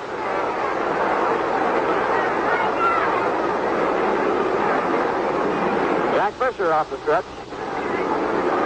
Down comes his pitch to Carty. Way outside. A good grab by Greg Goosen. Fans, remember, Viceroy is not too strong, not too light. Viceroy's got the filter for the taste that's right.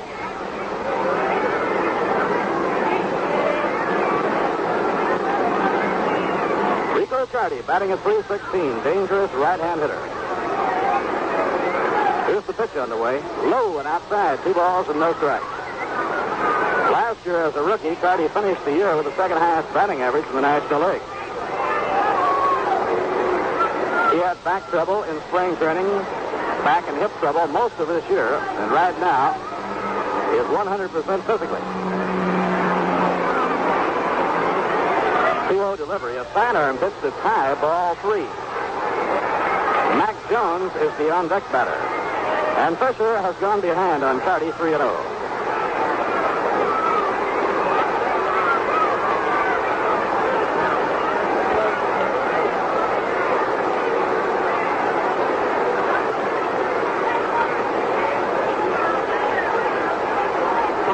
Delivery. He goes after it, a pop foul hit across the dugout and over into the crowd. So Bobby Bergen gave Rico Carty the green light on the 3-0 delivery. He went right after it, but fouls it off. And the count is 3 balls and a strike.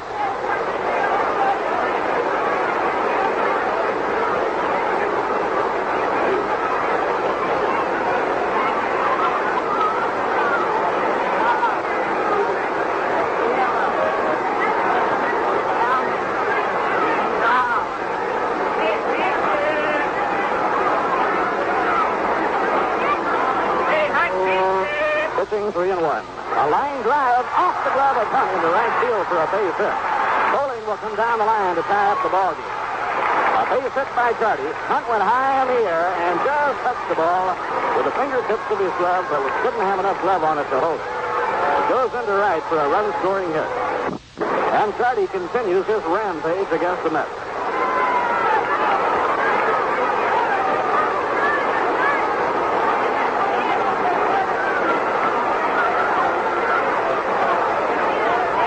Game tied, 1-1. The hitter is Mac Jones. Carty on first base, 2 down. A swing and a miss, strike 1. He went after a fastball.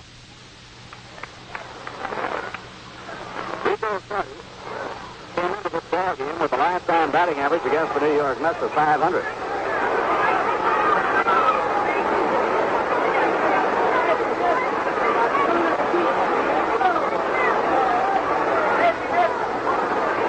Now Fisher studying the stand from Greg Goosson. Jones, a power hitter. The Mets play him to pull the ball as they swing the infield and the outfield around toward right. The 1-strike delivery. Way inside. 1 ball and 1 strike. Goosson took a quick look at first base, decided against throwing.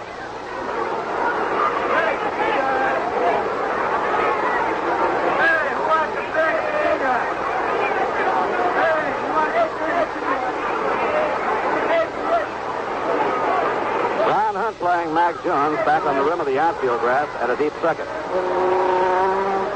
The 1-1 pitch. A swing and a miss. Slider in on the 5th. And the count is 1-2 on Jones.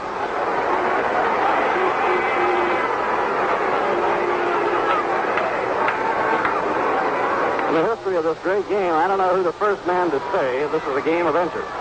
But whoever he was, he knew what he was talking about.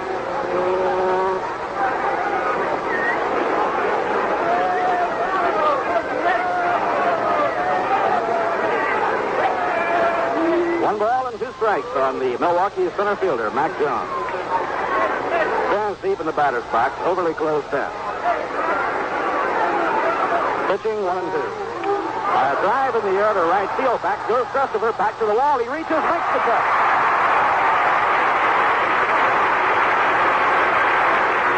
Well, the ballpark was just the right size for that one. Christopher right up against the wall to reach over his head and one-hand the drive. Brad retired. 1 run, 2 hits, no errors, 1 left. They've come halfway at the end of 4 1/2 to score. The Braves 1 and the Mets 1. It's hard to imagine New York City without every kind of jazz, from Dixieland to Progressive. Fortunately, you don't have to. Listen.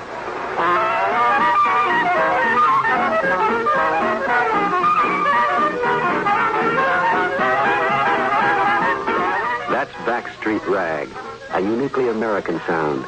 It came up the Mississippi out of New Orleans with the Negro jazzmen who played it to the world. But they didn't stop with Dixieland and the blues.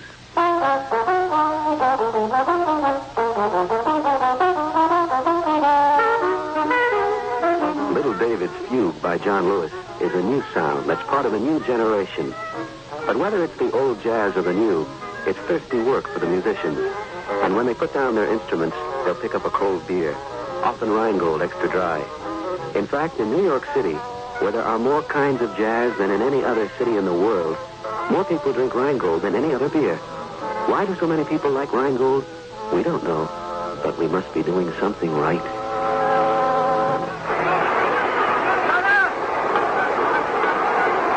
Greg Goosen will lead off against Wade Blasingame in the last of the fifth inning, and before he does, we'll pause for station identification. This is the New York Mets Baseball Network. 810 on your dial, WGY Schenectady, the voice of the Mets in the great Northeast.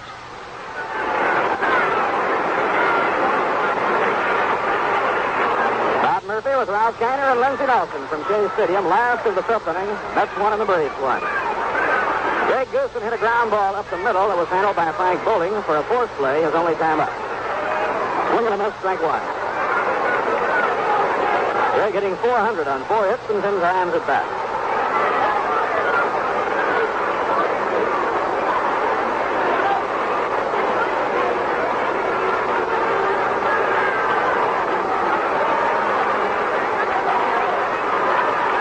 Changes pace at swing and a miss, strike two. The Braves have 1 run, 3 hits, no errors. New York 1 run, 1 hit, and 1 error. The 1 hit off Wade Blasingame was a home run by Jim Hickman.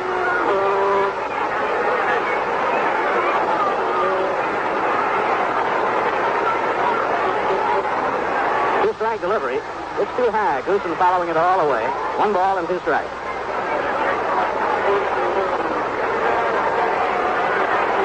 Braves just a stride to left against Greg Goosen. Greg opened up his batting stance after last year. He follows the breaking ball. It's low outside, 2-2. He was signed out of Notre Dame High in the Los Angeles area in June of last year. The Dodgers sent him out to Pocatello. He had a good year. Last year, he hit from a closed batting stance. He opened the stance up this year, and it worked out very well for him. Pitching 2-2. A ground ball slashed to shortstop. Sandy Alomar fires across to Oliver in time, and Goosen is out. One away, nobody on. Now the third baseman, Bobby Klaus. Bobby took over at third when Charlie Smith was injured during infield drills just before the start of the ball game. Charlie was struck above the left eye. Has been taken to Roosevelt Hospital for a precautionary X-ray. Oh, and outside. 1 ball and no strike.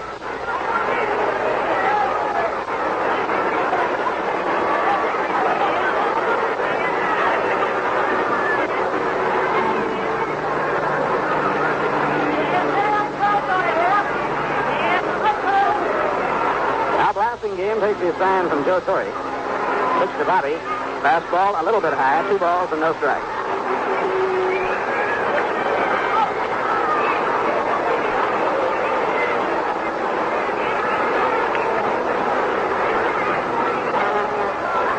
Picked up a run to tie the Cardinals up 2-2. Breaking ball into the knees for the ball strike. It's 2-1.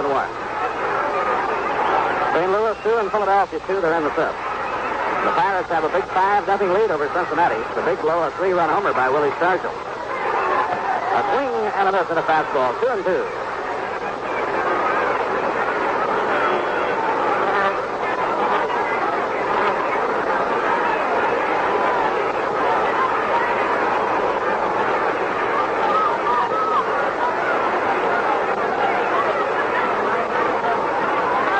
Game out of his windup, the 2-2 delivery. A foul pop-up. It'll be over the screen and it will land in the crowd.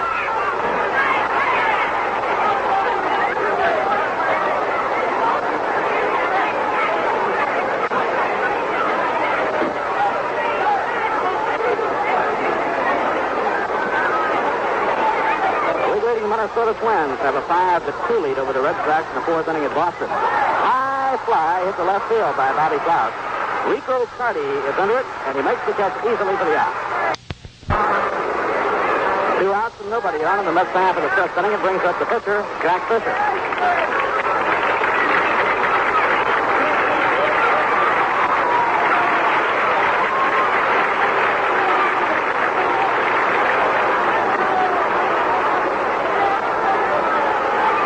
hit a soft line drive right to second baseman Frank Bowling. His only time up. A swing and a miss, strike one.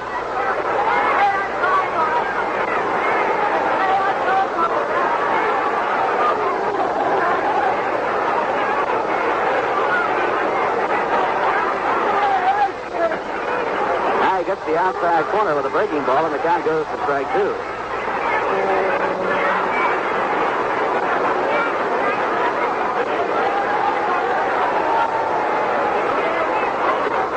Blasting game winding. Two-strike delivery is low and outside. 1 ball and 2 strikes.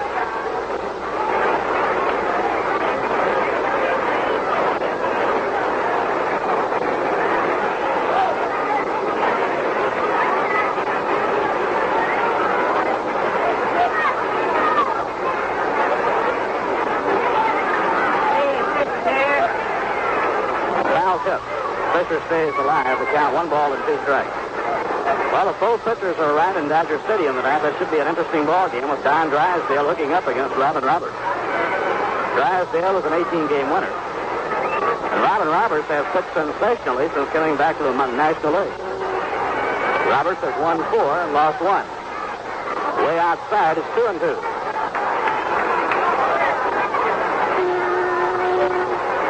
Dick Ellsworth goes against Ron Herbel. They are the probable pitchers for the Cubs-Giant game later tonight at Candlestick Park. Pitching 2-2. A high fly hit the left center field. Coming in on the ball is Matt Jones, and Jones makes the catch to side is out. Just almost had a mix-up between Suddy and Jones, but it was cleared up at the last moment. No runs, no hits, no errors, none left. 5 innings complete. The Braves, 1 run, 3 hits, and no errors. The Mets, 1 run, 1 hit, and 1 error. Tonight, after 5.5 innings, St. Louis and Philadelphia are tied 2-2 in a pitching duel between Jim Bunning and Bob Gibson. Gibson is a 17-game winner. Bunning a 16-game winner. Willie Stargell hit a 3-run homer in the second, routing Joey J of Cincinnati. And the Pirates lead Cincinnati 5-0 at the end of 3. And the Bucks have 15-game winner Bob Thiel on the mound. Later tonight, Houston at Los Angeles, Chicago at San Francisco. In the American League, at the end of 2 at Comiskey Park, the Yankees and White Sox are tied 1-1. 16-game winner Mel Stottlemyre going for the Yankees against Gary Peters, who's had a disappointing year for the White Sox. Baltimore, with 3 runs in the 8th inning, tripped Kansas City 5-2 in the first game of a tri-nighter in Baltimore. Stu Miller was the winner in relief of Milt Pappas, and Fred Talbot was the loser. In the second game, it's Kansas City 3, Baltimore 2 at the end of an inning and a half. Catfish Hunter is on the mound for the A's. Jim Palmer is in relief now for Baltimore.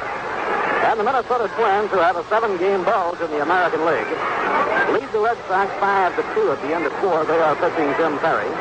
Arnold Early has replaced Dave Moorhead in the 5th inning.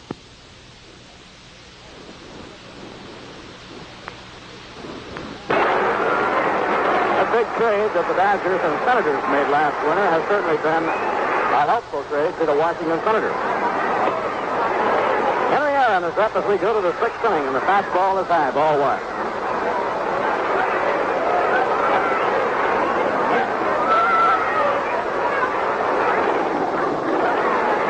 Aaron, 0 for 2, has reached on air and been struck out. Off-speed pitch outside, 2 balls and no strikes.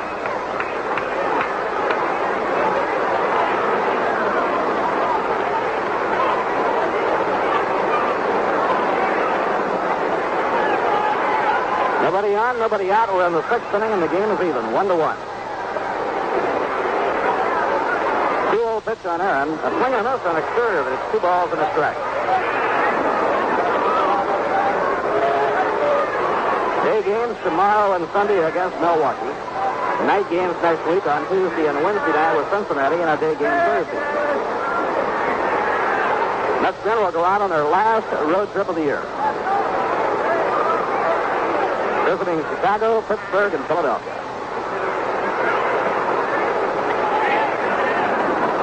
Pitching 2-1. Foul ball back over the screen. Count even 2-2.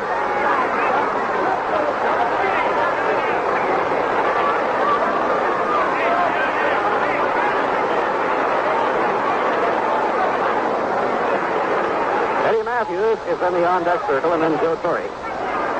So here in the sixth inning, Fisher is up against the heavy artillery of the Milwaukee Braves. The Braves, as a team, have hit 180 home runs. Pitching 2-2. Foul ball. Fisher stepped out towards third and cross-fired a changeup.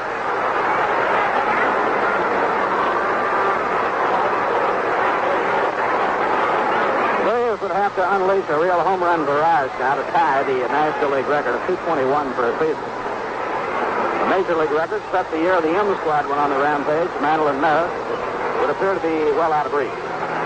Drive in the air to left field. Swoboda is there. Makes the catch.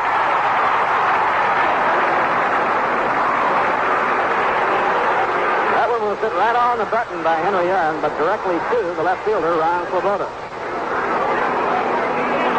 Eddie Matthews has flied to center and taken a call third strike. Eddie hitting .255, leads the Braves in both home runs and runs batted in. Hit hard, a line drive caught by Jim Hickman. Two line drives on two pitches, both of them really ripped and both caught. That one went right to first baseman Jim Hickman.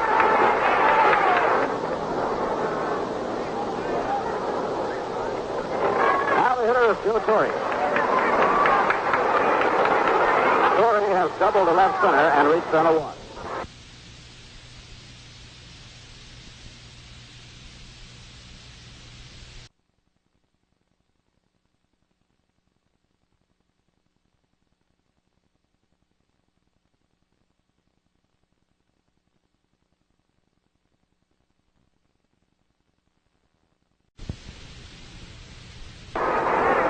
Joe hitting an even 300.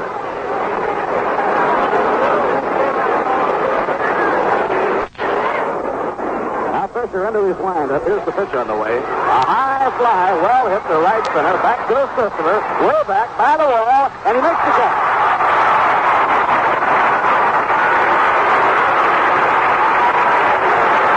Christopher leaning up against the wall in deep right center, reached up and pulled it in. Joe getting a nice hand as he comes in from the outfield. No runs, no hits, no errors, and none left. Middle of that Milwaukee batting order, that heavy artillery, they unloaded, and all three were retired. All three hit the ball hard. At the end of 5.5 innings to score, the Braves won and the Mets won. Now, what do you think of when you think of Denmark? The Tivoli Gardens? The beaches? The blonde. That makes sense. Many people think of Tuborg beer, which isn't at all surprising, because Tuborg seems to have so many of the qualities Denmark is famous for. It's a bright, happy brew, full of the gaiety and the hospitality of Copenhagen, where the Tuborg breweries were founded in 1873. If you're a beer connoisseur, you may note the distinctive tang of the fine European hop and the Danish barley. If you simply like a first-rate beer, you'll find Tuborg unusually refreshing, with a flavor you'll remember and look forward to from one bottle to the next. Tuborg is a beer you'll savor slowly, and while you do, it holds its flavor in the glass. It doesn't go flat quickly. It's a flavor that's aged for 6 months and is given its final bloom by the motion of the ship that brings it across the Atlantic to you. Tuborg beer is distributed by the Rheingold Brewery. Try it. When you do, we think you'll say that Rheingold has done something right again.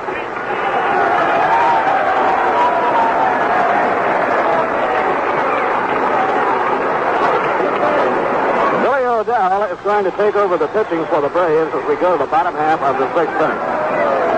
Blasingame has been pitching a superb ball game.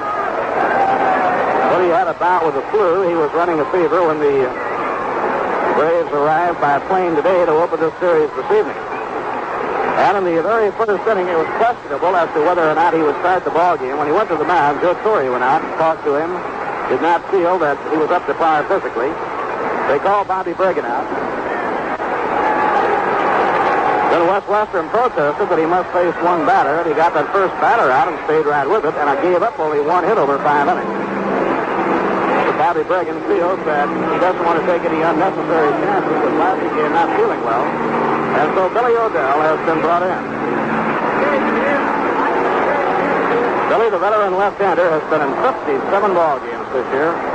Won 9 and lost 6, and his earned run average is a good one, 2.2.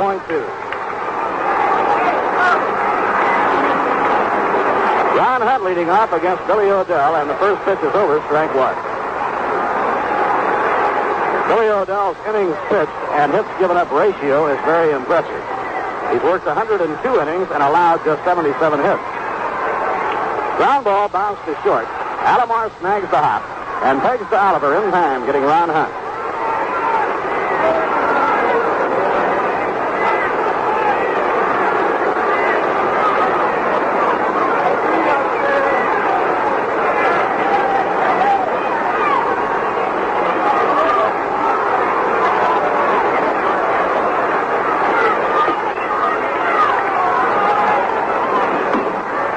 McMillan is batting against Digger O'Dell. And Digger's fastball is a strike on the outside corner.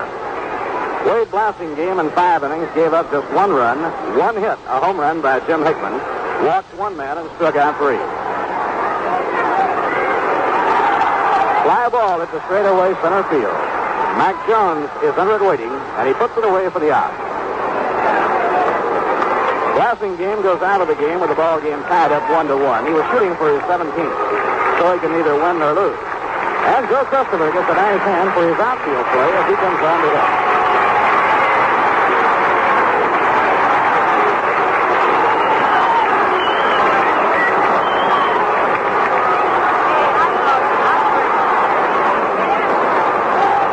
Two outs, nobody on. Bottom half of the 6th inning.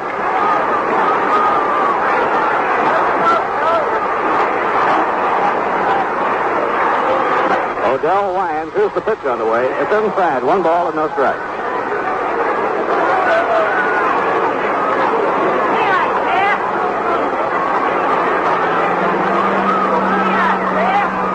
Pitch thrown by Billy O'Dell is popped up. Right straight up over the plate. Coming up the line is Oliver, the first baseman. And Torrey says I'll take it. And Torrey makes the grab. In fair territory, about 10 feet out in front of the plate, going toward the mound. So the side is out, 1, 2, 3. No runs, no hits, no errors, none left. 6 innings complete. It's the Milwaukee Braves 1 and the New York Mets 1. And Ralph Kiner will join you in just a moment to paint the word picture. And now a word from Viceroy Cigarettes. Viceroy's got the taste that's right. Not too strong and not too light. The taste that's right. You get the word? It's Viceroy. A cigarette that's specifically designed to taste the way you'd like a filter cigarette to taste. If you're a filter smoker, you've already discovered some brands taste too strong, as if they didn't even have a filter. And others taste too light. You know the kind. They never seem to satisfy your taste. But do you know about Viceroy? Viceroy is not too strong, not too light. Viceroy's got the filter for the taste that's right. When you try them, you'll agree.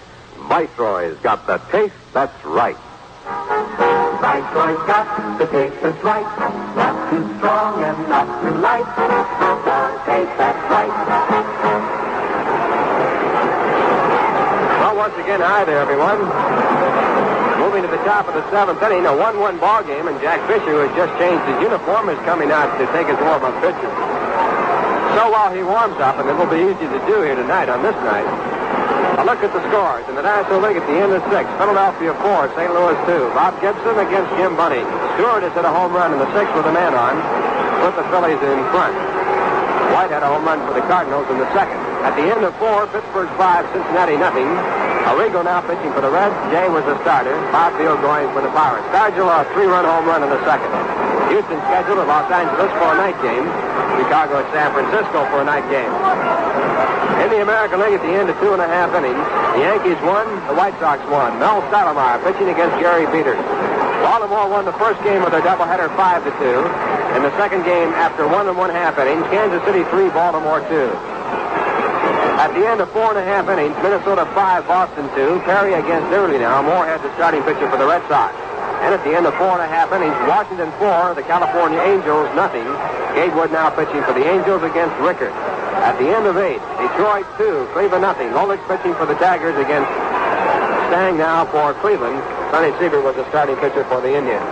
And now Jack Fisher with his first pitch to Gene Oliver. Sits high in the air in the shallow right center field. Moving to his right is Joe Christopher. Moving to his left, Cleon Jones, and Cleon makes the catch.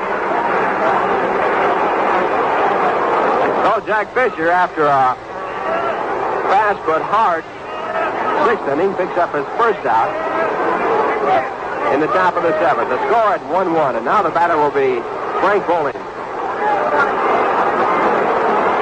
Frank with one of the 3 hits given up by Fisher in the game. 1 for 2 in this ball game. And the first pitch is a slider for a called strike. Bowling batting .268 with 6 home runs and 42 runs batted in. Oliver batting .265 before flying out to center field. And the 1-strike pitch is down too low, and the count goes to 1 ball and 1 strike. In the 6th inning, Jack Fisher served up a line drive to Hank Aaron that was caught by Ron Swabull in left field. He then gave a line drive to Eddie Matthews. It was caught by Jim Hickman, and then he got Joe Torre on a long fly ball to right center. Next pitch is fouled off, and the count 1 ball and 2 strikes.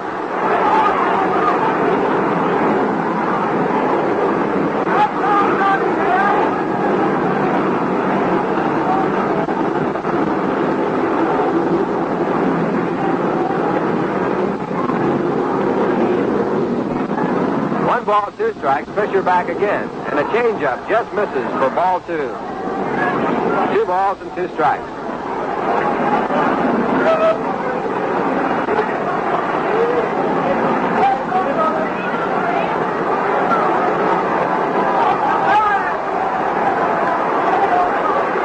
And the 2-2 pitch is fouled back in the screen. So the count remains 2 balls and 2 strikes.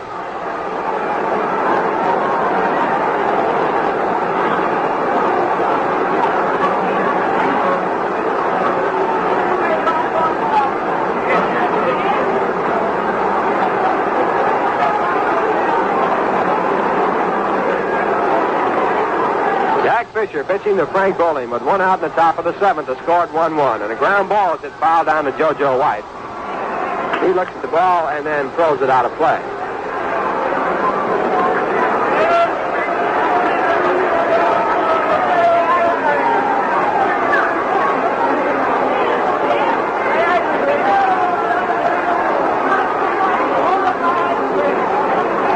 Fisher with Frank Bowling at 2-2.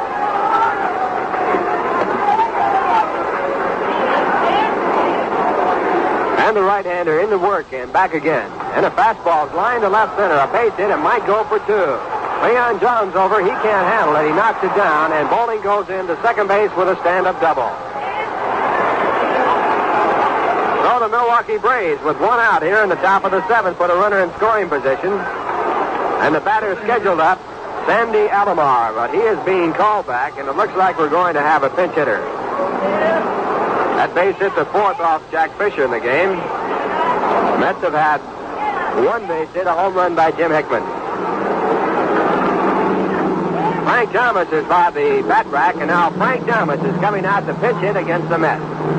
Frank will be making his first appearance against the Mets in the Milwaukee Brave uniform. His last time against the Mets, he was in a Houston uniform, and he had quite a day. Frank had 2 home runs against the Mets in that 1 game.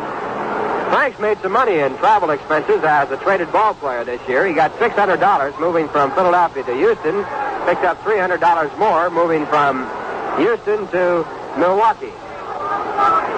Major League system is that if you go from coast to coast, you get $1,200.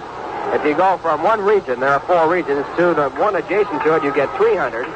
And if you move 2 regions, you get $600. 3 regions, you get $900. And 4, you get $1,200.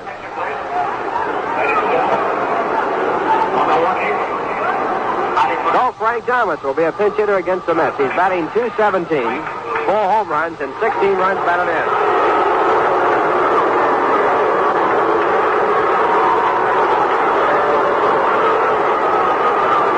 Jack Fisher with his first pitch. It's low and away, ball 1. Thomas has played with 8 National League ball clubs. That is the record in the National League.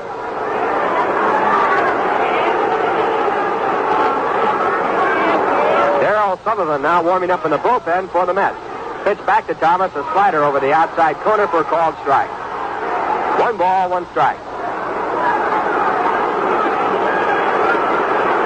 Frank Bowling at second base. He represents a tie-breaking run with 1 out in the top of the 7th.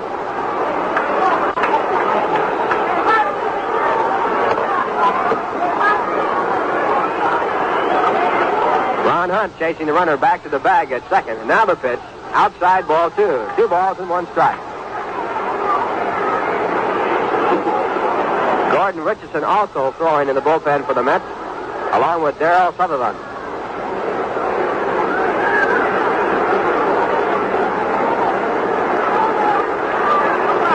Braves have action in their bullpen. Negro, a knuckleballer, warming up. Now a ground ball off the broken bat. Down to short. Roy McMillan comes up with it. Goes to first base for the out. And on the play, Bowling moves over to third. So the Mets get their second out, and the Braves are going to use their second pinch hitter in the inning as Philippe Alou is coming out to the on-deck circle. That'll mean that Billy O'Dell will be going out of the ball game after 1 inning of work.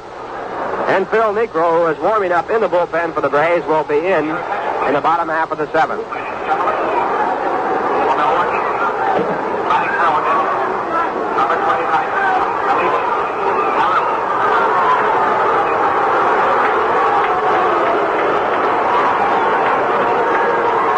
Philippe Alou, a right-hand batter, hitting .297, 22 home runs, and 70 runs batted in.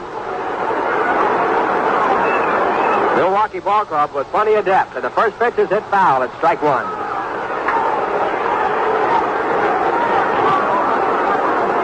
Milwaukee coming up with John Blanchard just the other day to strengthen their bench department. Also Jim Beecham.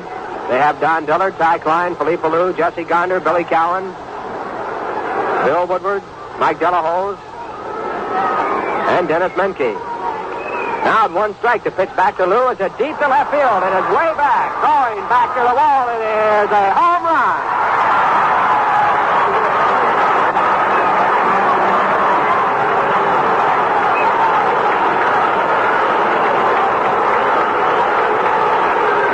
So a 2-run pinch hit home run by Philippe Alou has put the Milwaukee Braves into a 3-1 lead.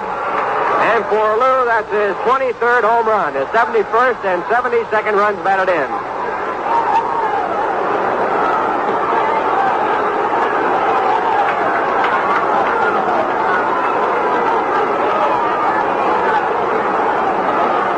Now the batter is Rico Carty. Rico drove in the tying run in the 5th inning with a single off the glove of Ron Hunt, his last time up. That is the second pinch hit home run for Philippe Alou this year. And it has put the Braves in front 3-1.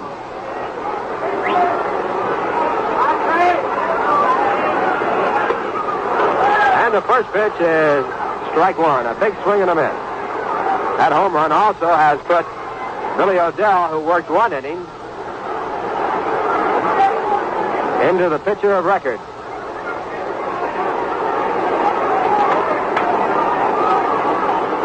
Now the 1-strike delivery to Carty. It's in the dirt. A change up. It's ball 1. Carty batting .318 with 10 home runs and 35 runs batted in.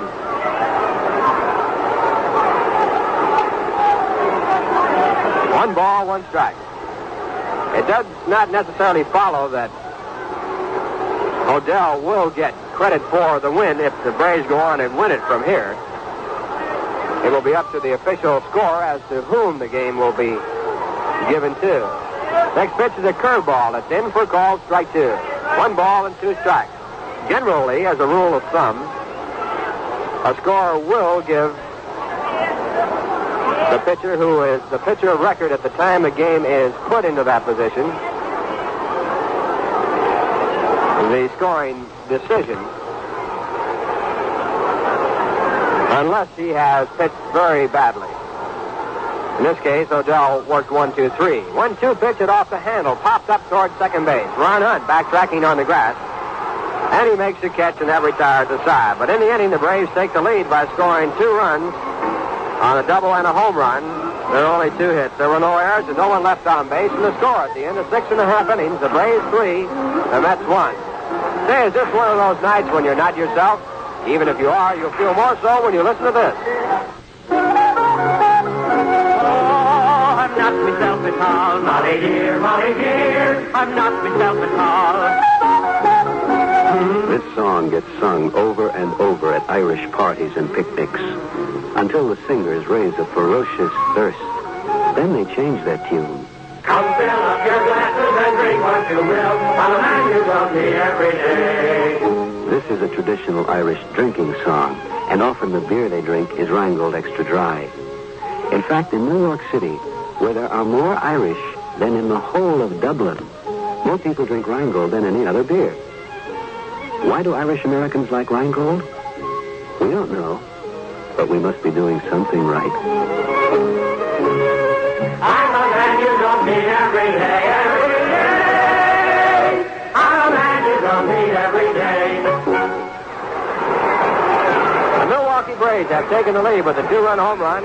In the 7th inning, they lead 3-1, and they now have a new pitcher in the ballgame, Phil Necro. Also at shortstop, Bill Woodward. And in left field, staying in the ballgame, Philippe Lou. So Philippe Lou, who batted for the pitcher, Billy O'Dell, will be batting in the 9th position in the batting order.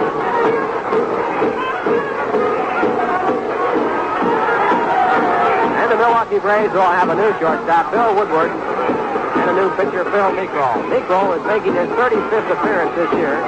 He has a record of 1-2. And while he warms up, we'll pause now for station identification. This is the New York Mets Baseball Network. 810 on your dial, WGY Schenectady, the voice of the Mets in the Great Northeast.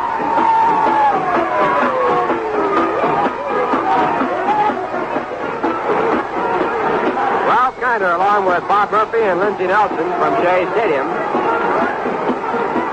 We're moving to the bottom half of the 7th. The Braves lead 3-1, and the first man up for the Mets against Phil Necro will be Jim Hickman, and Jim has accounted for the Mets' only run on the Mets' only base hit, a home run into left field in the 4th inning.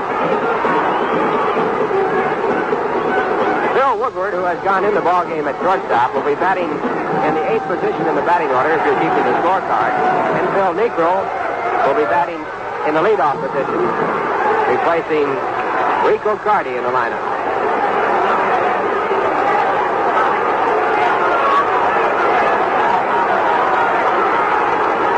Necro is a knuckleball pitcher.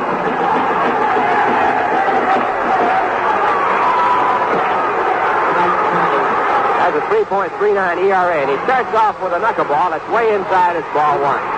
The attendance here tonight, 26,661 paid, 1,028 dates, and 945 service personnel for a total attendance of 28,634. Next pitch is swung on and missed. It's now 1 ball and 1 strike. Mets have drawn 1,673,332 in 59 days. The next pitch to Hickman is fouled up in the air, coming back of home plate, out of play.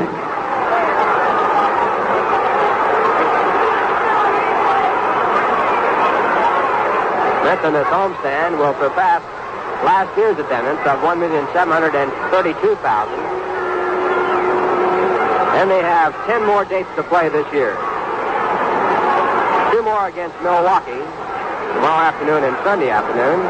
3 against Cincinnati Tuesday and Wednesday night and Thursday afternoon. 2 against Philadelphia and 3 against the Pittsburgh Pirates. Next pitch back is outside, and they count now 2 balls and 2 strikes. They switch that last remark around. 2 against Pittsburgh on the 28th and 29th. Night game on the 28th and a day game on the 29th. And 3 against Philadelphia to end the season. 1st, 2nd, and 3rd of October. Now a swing and a miss and strike 3 on Jim Hickman.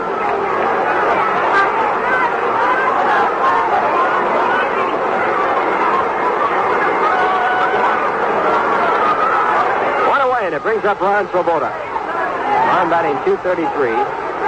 Has reached his 2 times up. He walked his first time and was hit by a pitch ball at second. He swings at a knuckleball at strike 1.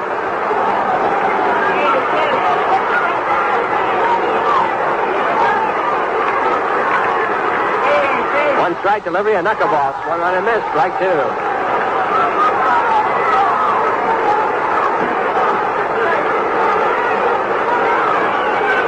Negro is 26 years of age. 6'1", 180. He comes back and gets a call. Strike three. Well, Negro has struck out his first two batters. He has two outs here in the bottom half of the seventh. And with the Braves leading by a score of 3-1, the batter will be Cleon Jones.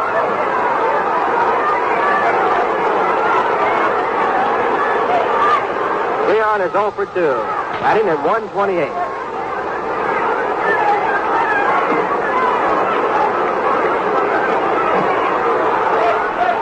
And the first pitch is ball one. 1 ball and no strike.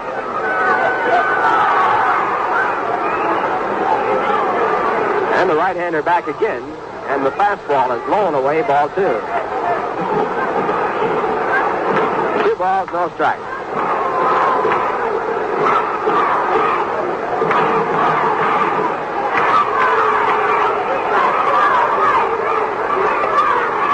Next pitch is a called strike one. The count at 2 balls and 1 strike.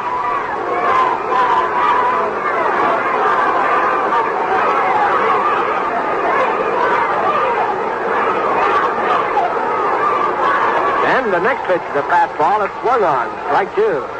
Count at 2 balls and 2 strikes with 2 men out in the bottom half of the seventh. The Braves picking up 2 runs in the top of the seventh, lead 3-1.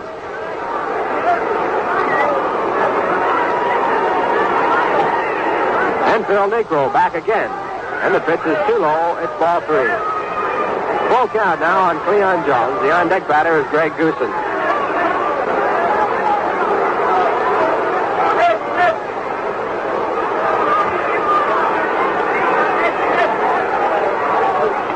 The fastball is in and looked at. Strike 3. So Phil Negro comes in from the bullpen, strikes out the side. And the score at the end of 7, the Braves 3, the New York Mets 1. Another games in the major leagues at the end of 7 at Philadelphia. The Philadelphia Phillies 4, the St. Louis Cardinals 3. John Dennis has relief Bob Gibson for the Cardinals. Jim Bunning going all the way for Philadelphia. White and Short had home runs. At the end of 5, Pittsburgh 5, Cincinnati nothing. Arrigo now pitching for the Reds. Joy Jay was the starting pitcher. Bob Beal has gone all the way for the Pirates. Stargell had a 3-run home run in the second. Also scheduled Houston and Los Angeles and Chicago at San Francisco. In the American League, the Yankees are playing at Chicago, and at the end of 4, the Yankees 2, the White Sox 1. Mel Stottlemyre pitching for New York against Gary Peters. In the first of 2, Baltimore over Kansas City 5-2 to winning pitcher Stu Miller. In the second ball game after 2.5 innings, Kansas City 5, Baltimore 3. Aker has replaced Hunter for Kansas City. Palmer is now pitching for the Orioles. John Miller was the starter. Robinson and Powell had home runs for the Orioles in the second ball game. At the end of 5, Minnesota 5, Boston 2. Perry and Early, the opposing pitchers now. Moore had started for Boston. And at the end of 5, Washington 4, California Angels nothing. Gatewood replacing Lopez for the Angels. Ritzik has replaced Pete Rickard for Washington. Well, that brings us up to date on the scoreboard. And we're now moving to the top of the 8th inning.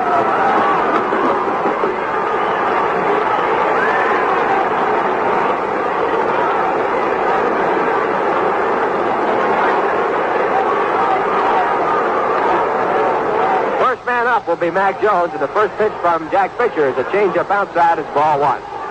Mac is 0 for 3, batting at 265. Left-hand batter. He'll be followed by Hank Aaron and then Eddie Matthews. Braves lead 3-1. Next pitch is a fastball. It's hit in the shallow center. Moving back is Roy McMillan. Roy calling for the ball, and he makes the catch. 1 away for Fisher here in the top of the 8th. And he'll now pitch to Hank Aaron. Hank is 0 for 3. His last time up, he lined out to left field.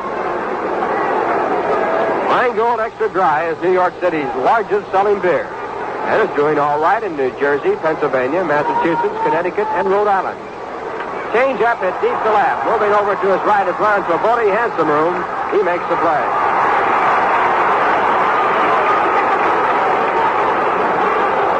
So Jack has 2 away here in the top of the 8th, and now he'll contend with Eddie Matthews.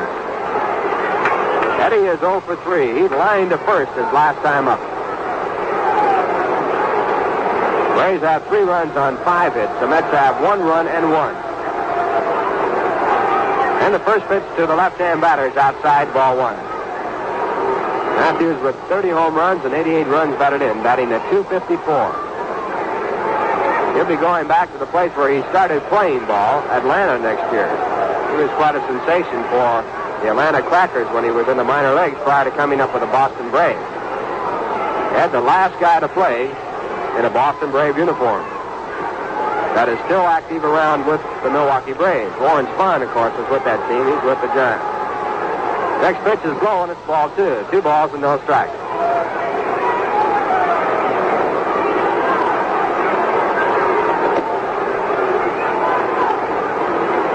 Fisher at 2-0, and the pitch is fouled back on the screen. 2 balls, 1 strike.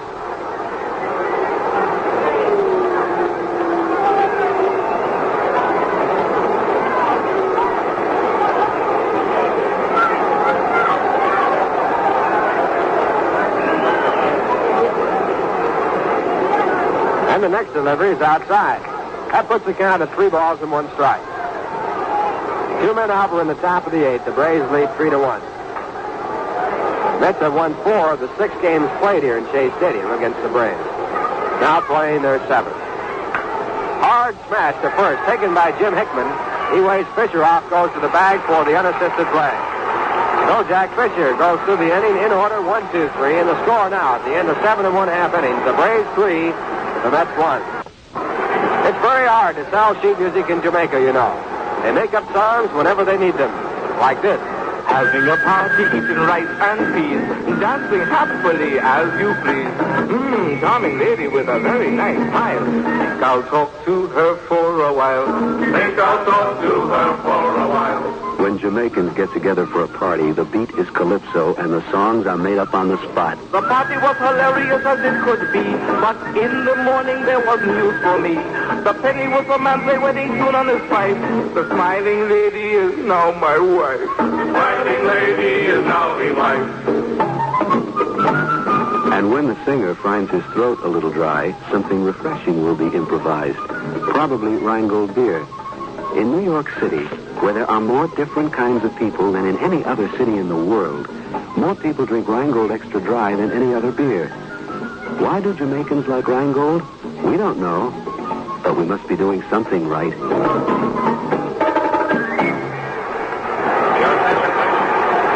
It's the bottom half of the 8th inning. The Mets trail by 2 runs, and they're going to use a pinch hitter for the leadoff batter, Greg Goosen. For the right-hander, Phil Negro, warming up. Getting set to pitch his second inning. Ed Greenpool has been put into the ball game. The bat for the catcher, Greg Goosen.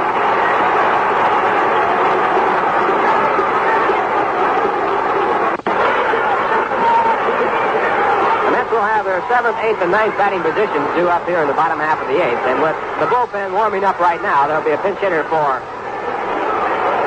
Bobby Klaus and also for the pitcher, Jack Fisher. Now Ed Cranepool stepping in, and the first pitch is a knuckleball. It's inside for ball 1. Cranepool batting .267. He leads the club in that department. He has 9 home runs and 51 runs batted in. Left-hand batter, and the pitch back to him is a fastball. It backs over the outside corner. It's strike 1. 1 ball and 1 strike. Cranepool taking all away in that pitch.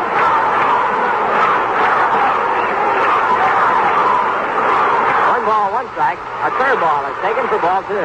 2 balls and 1 strike.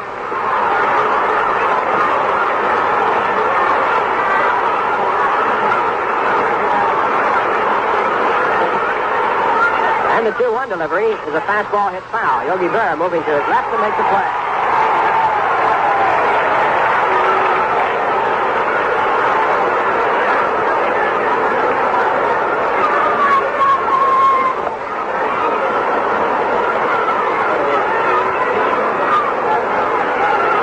Sutherland warming up in the bullpen for the Mets along with Bob Moorhead. 2 balls, 2 strike count on Ed Cranepool. Mets need 2 to tie. And Phil Necro back to work, and the pitch is outside, ball 3. Necro has 3 balls and 2 strikes. He is pitching to his 4th man. He struck out his first 3. Jack Fisher in this ballgame had a string of 5 consecutive strikeouts. Running through the 3rd, 4th inning. Now a swing and a miss, strike 3. Cranepool down and strike. So that's 4 in a row for Phil Necro. And the batter coming up is scheduled to be Bobby Klaus, the third baseman. Johnny Lewis was in the on-deck circle. He has been called back. And now Chuck Killer, who was originally in the on-deck circle, is coming back up again. Ladies and gentlemen, on the arc, Johnny Klaus, number 2, Chuck Killer.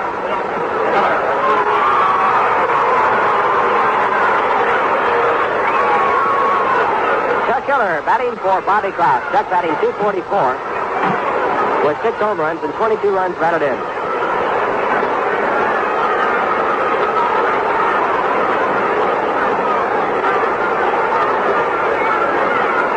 Rays in front by a 3-1 score. First pitch to Hiller is too low. It's ball 1.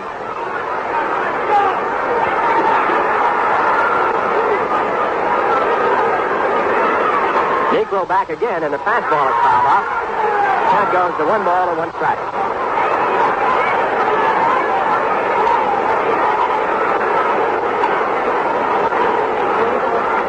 Mets had the early lead by scoring a run in the 4th inning on a home run by Jim Hickman. It was their first hit and their only hit in the ballgame. Now a knuckleball back outside and high for ball 2.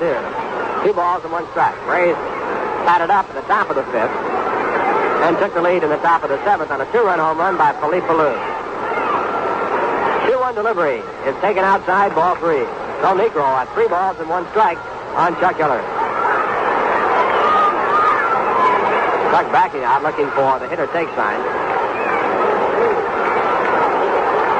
And he takes, and it's in for a call, strike 2. So Negro now, again at 3-2.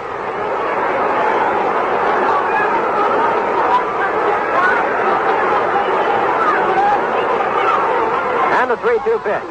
Fouled off down the left side. The count stays at 3 balls and 2 strikes. This is the first game of a 3-game series. Mets will play at 2:15 tomorrow afternoon. It'll be camera day. And then at 2:15 on Sunday, a single game. Next pitch is inside and low. It's ball 4. So that puts the tying run at the plate as Chuck Hiller gets first base on the walk. The first one injured by Necro. That's the first base runner off Necro. And the Mets will now have to decide who's going to be the pitch hitter for Jack Fisher. It's going to be Johnny Lewis.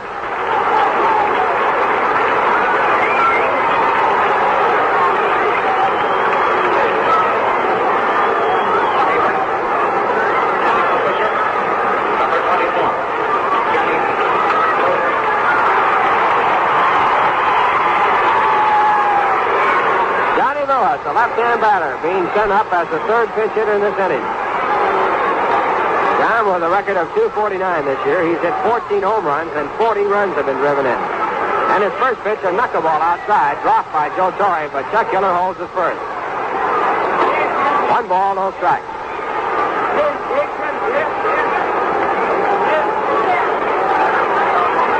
Now Torre going out to the pitching mound to talk with Phil Necro. Torre uses a large glove on the knuckleball. Mighty loose one. It looks more like a first baseman's glove than anything else.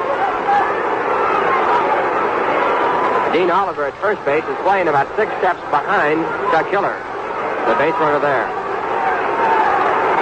And the next delivery. It's outside, ball 2. Well, Negro behind, 2 balls, no strike.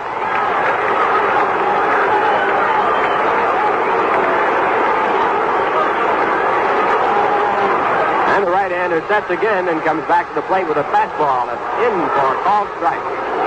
Fastball over the inside part of the plate. Lewis backing away, and the count 2 balls and 1 strike. Negro is not a knuckleball pitcher in the full sense of the word. Knuckleballers like Wilhelm throw 99% knuckleballs. Negro comes in with a fastball and a slider. He also came back there with a fastball. It was swung on a miss, strike 2.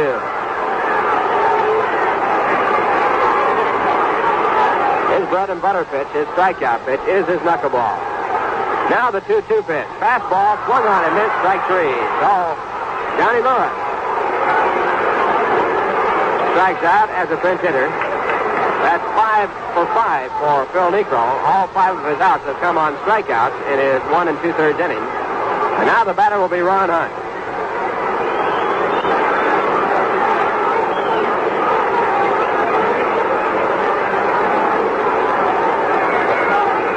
looking for his first hit. Is 0 for 3 in the game. Batting at .216. Chuck Hiller at first base. 2 men out in the bottom half of the 8th inning. Rays lead by a score of 3-1. And the first pitch is low and away, ball 1. Niekro with a fastball.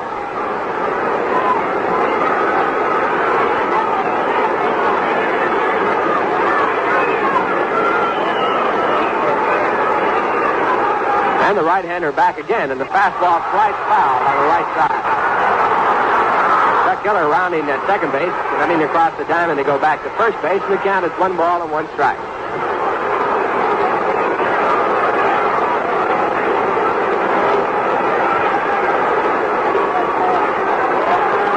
Ron has yet to hit a home run this year. He's had 5 runs batted in. This is his 42nd game. He's been at bat 139 times. And the next delivery is taken high and tight. 2 balls and 1 strike.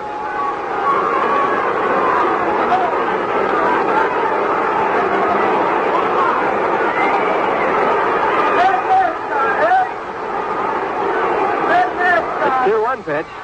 Inside corner for a strike 2. 2 balls and 2 strikes.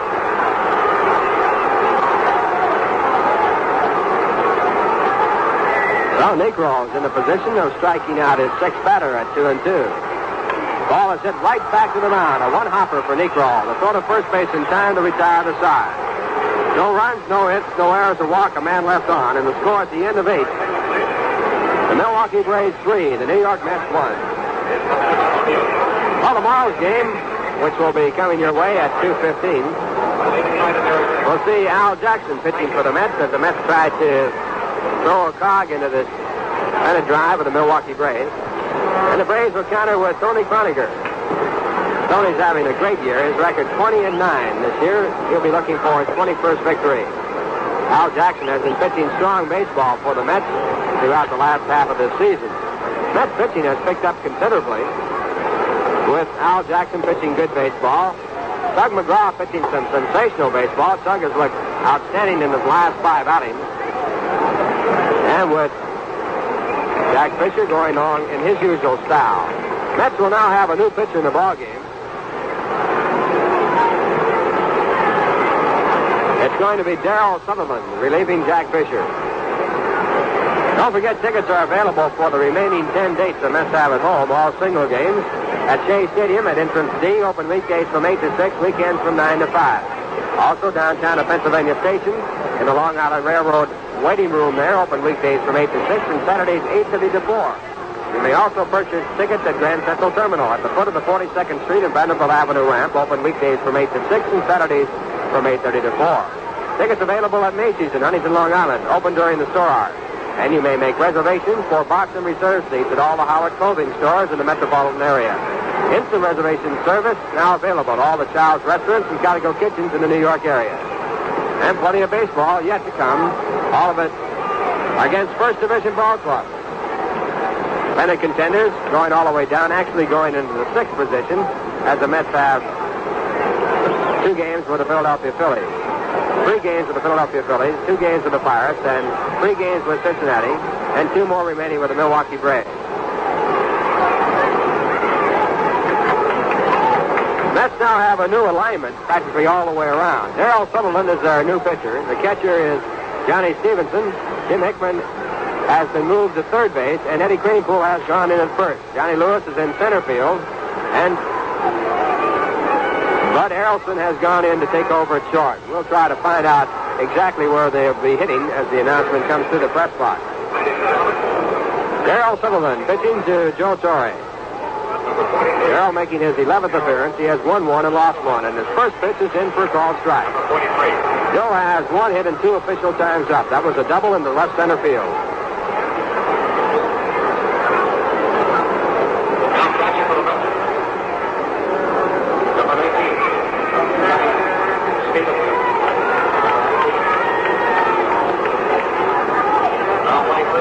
Torre, a right-hand batter, with an average of an even 300.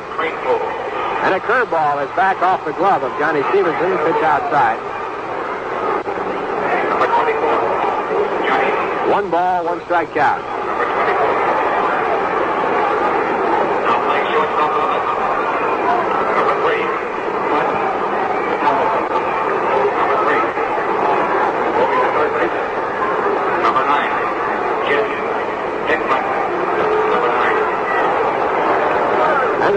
pitch is strike two. 1 ball and 2 strikes. Torrey now going over to get some rosin.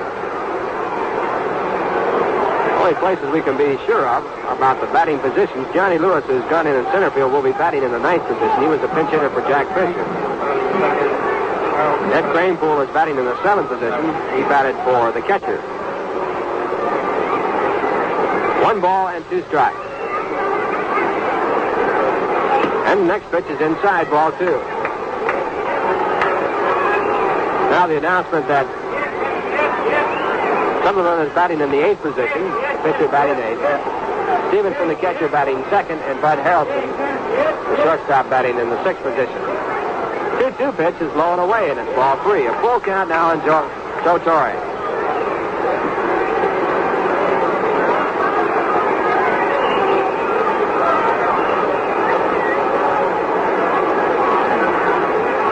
Three balls, 2 strikes. The on-deck batter, Gene Oliver. Braves lead by a score of 3-1. And the next pitch is inside, ball 4. So Darrell Sutherland walks his first man.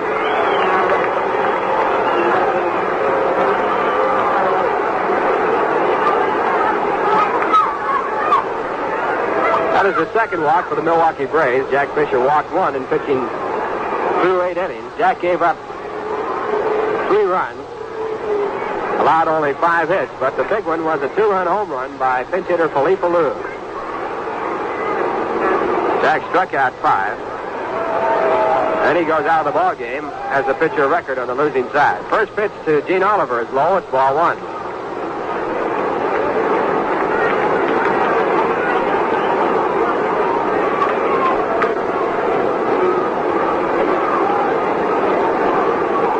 No one out in the top of the 9th. The Braves lead 3-1. They have a runner at first base with the count at 1 ball and no strikes on Gene Oliver. And the next pitch, a check in the swing. It's too low for ball 2. 2 balls and no strikes.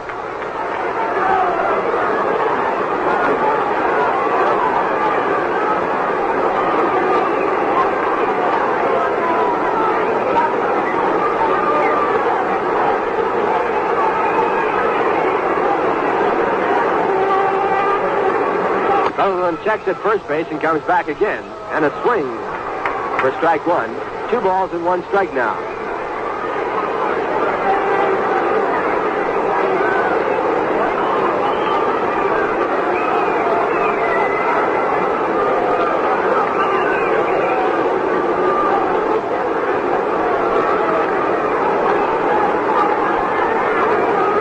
Count. Joe Torrey edging off at first base. And the next delivery is hit foul. Ball bouncing over toward the Milwaukee dugout.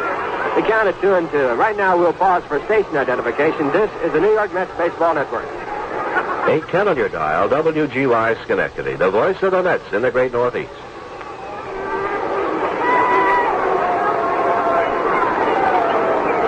Ralph Kiner along with Bob Murphy and Lindsey Nelson from Shea Stadium. Braves lead 3-1 with no one out here in the top of the 9th inning.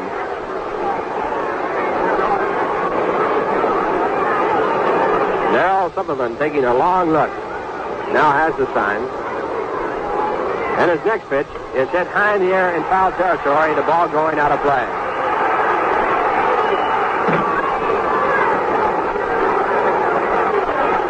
So the count will stay at 2 balls and 2.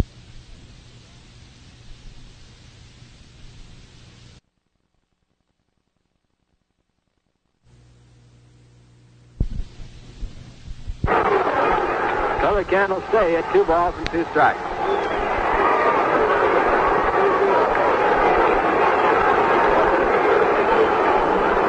St. Louis Cardinals have tied up their ball game with the Philadelphia Phillies, scoring a run in the top of the 8th inning. The game now going to the 10th inning. The score at 4-4. Don Dennis pitching against Jenkins now, who relieves Jim Bunny.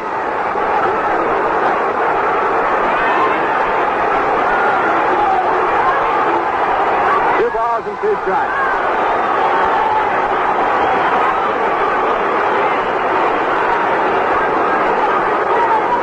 The end of 6.5. Pittsburgh 5, Cincinnati nothing. Locke against Bob Thiel now, the starting pitcher for the Reds, Joey J. Now the 2-2 pitch, again a foul ball. So the count again stays at 2 balls and 2 strikes.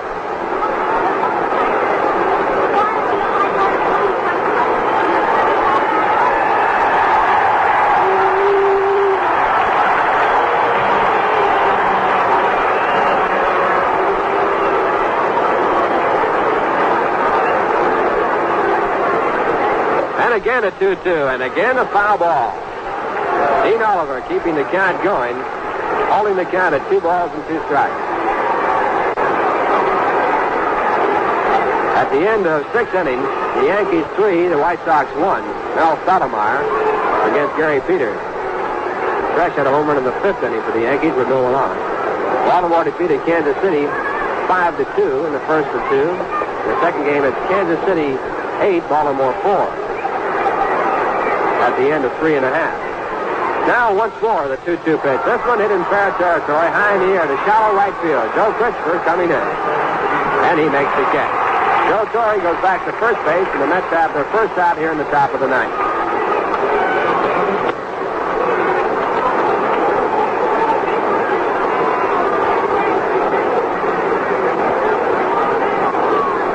That brings up Frank Bowling. Frank has a single and a double and 3 times up.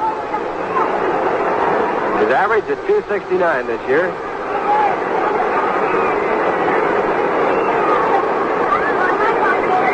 Minnesota Twins have a big lead over the Red Sox, 8-2 after 5 1/2. Throw to first base, but Joe Torre standing right in the back. Washington leads the Angels by a score of 4-1 after 6. And Detroit shut out Cleveland. The first pitch to Bowling is slight foul into the stand, strike 1. Shutout pitch by Mickey Lolich, his 12th win of the year. He's lost 8 ball games. He pitched a 4-hitter. 1 strike count on Frank Bowling. Braves lead 3-1. They have Joe Torre at first base with 1 out in the top of the 9th.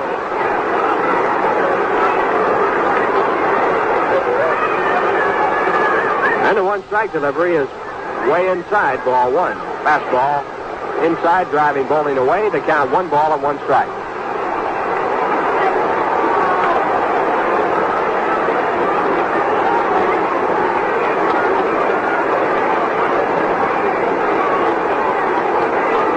Darryl Sullivan pitching, Joe Torre running. The pitch is hit down to second base. Coming in is Ron Hunt to make the tag. He turns around, fires to first base.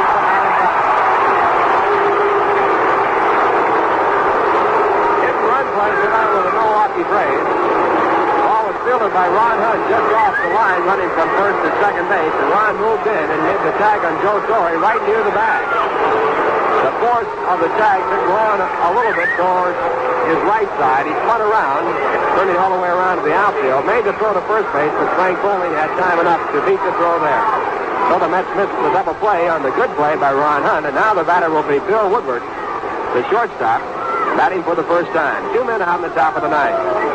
And the first pitch is taken low, and it's ball 1.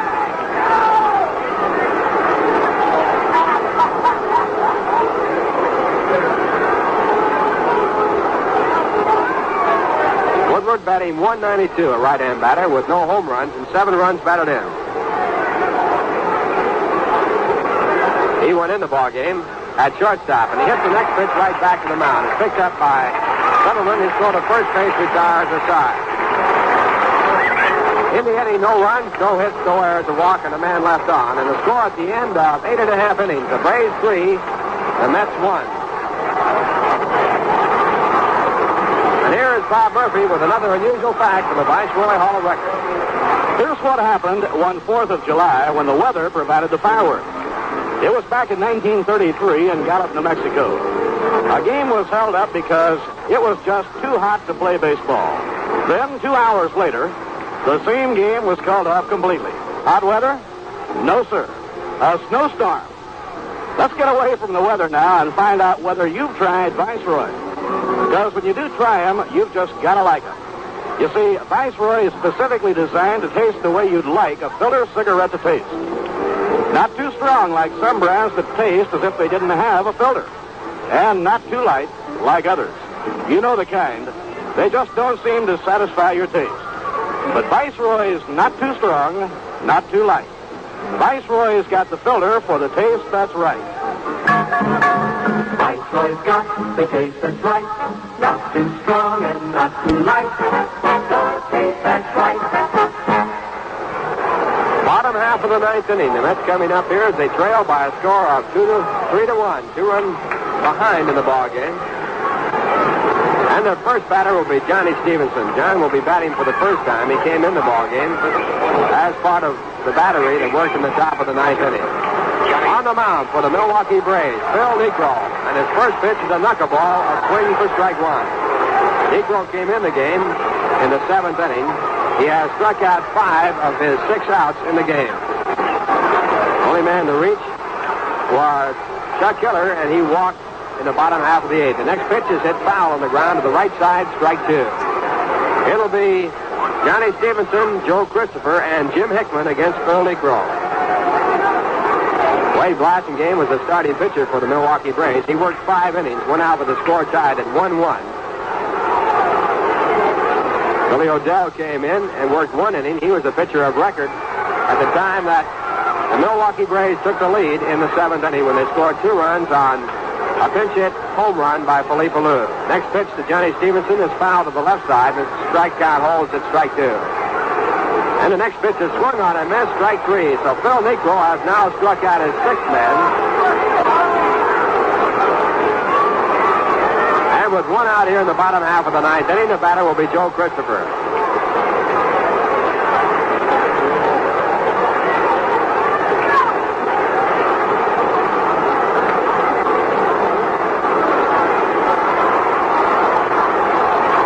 Christopher batting for the 4th time. He is 0 for 3.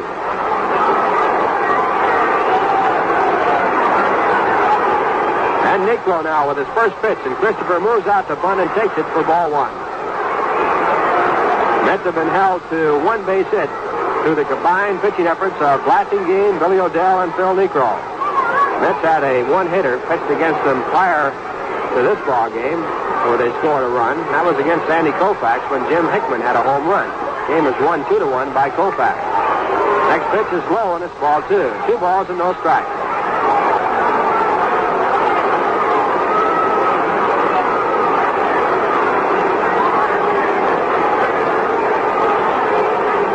And the next pitch back is in for a called strike. 2 balls and 1 strike.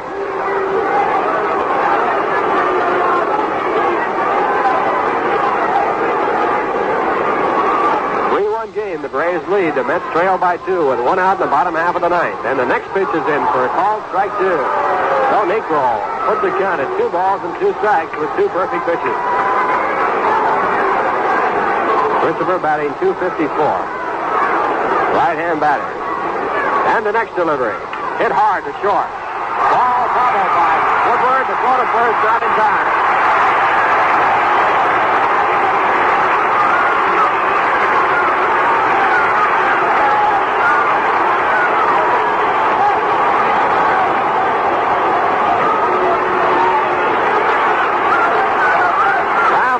Down to short, bobbled by Bill Woodward, the shortstop. It's scored an error against the Milwaukee Braves, and it brings up the tying run. The batter is Jim Hickman, and Jim has had the only hit in this ball game, a home run. Only hit for the Mets, and it was a long home run. He takes the knuckleball low, and it's ball 1.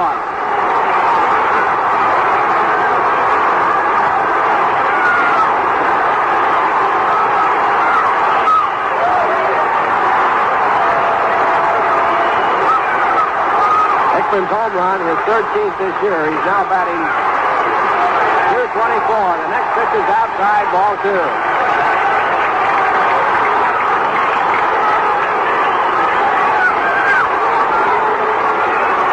On deck batter is Ron Swoboda, so the Mets have some strong men up. They need 2 to tie. Next pitch is swung on and fouled off. Count goes to 2 balls and 1 strike.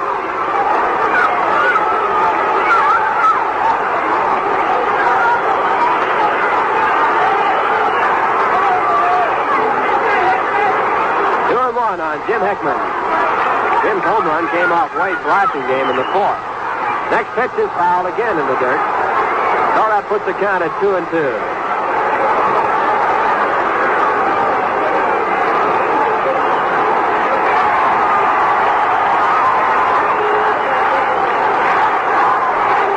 $26,661 right here chanting, "Let's go Mets," or at least close to it. The next pitch is checking the swing, and the ball fouled to the right side. Ball off from the dirt, and the count holds at 2 balls and 2 strikes.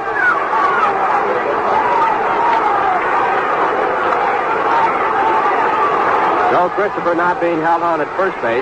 Gene Oliver playing about 4 steps behind. The big run is at the plate. Hickman representing the tying run. And the next delivery inside. It is off of the bat, a foul ball, as Hickman tries to get out of the way. The pitch high and tight. So the count stays at 2 balls and 2 strikes. 1 man out in the bottom half of the 9th inning. Mets trying to get back in it. This is the first of a 3-game series with the 4th place Milwaukee Braves. They trail by 2.5 games behind the Giants in first. And at 2-2, a swing and a foul down in the dirt. So Jim keeps the count at 2 balls and 2 strikes. One of the fans leaning over the rail had the ball just in his fingertips. Then he tried to squeeze, and it squished right out.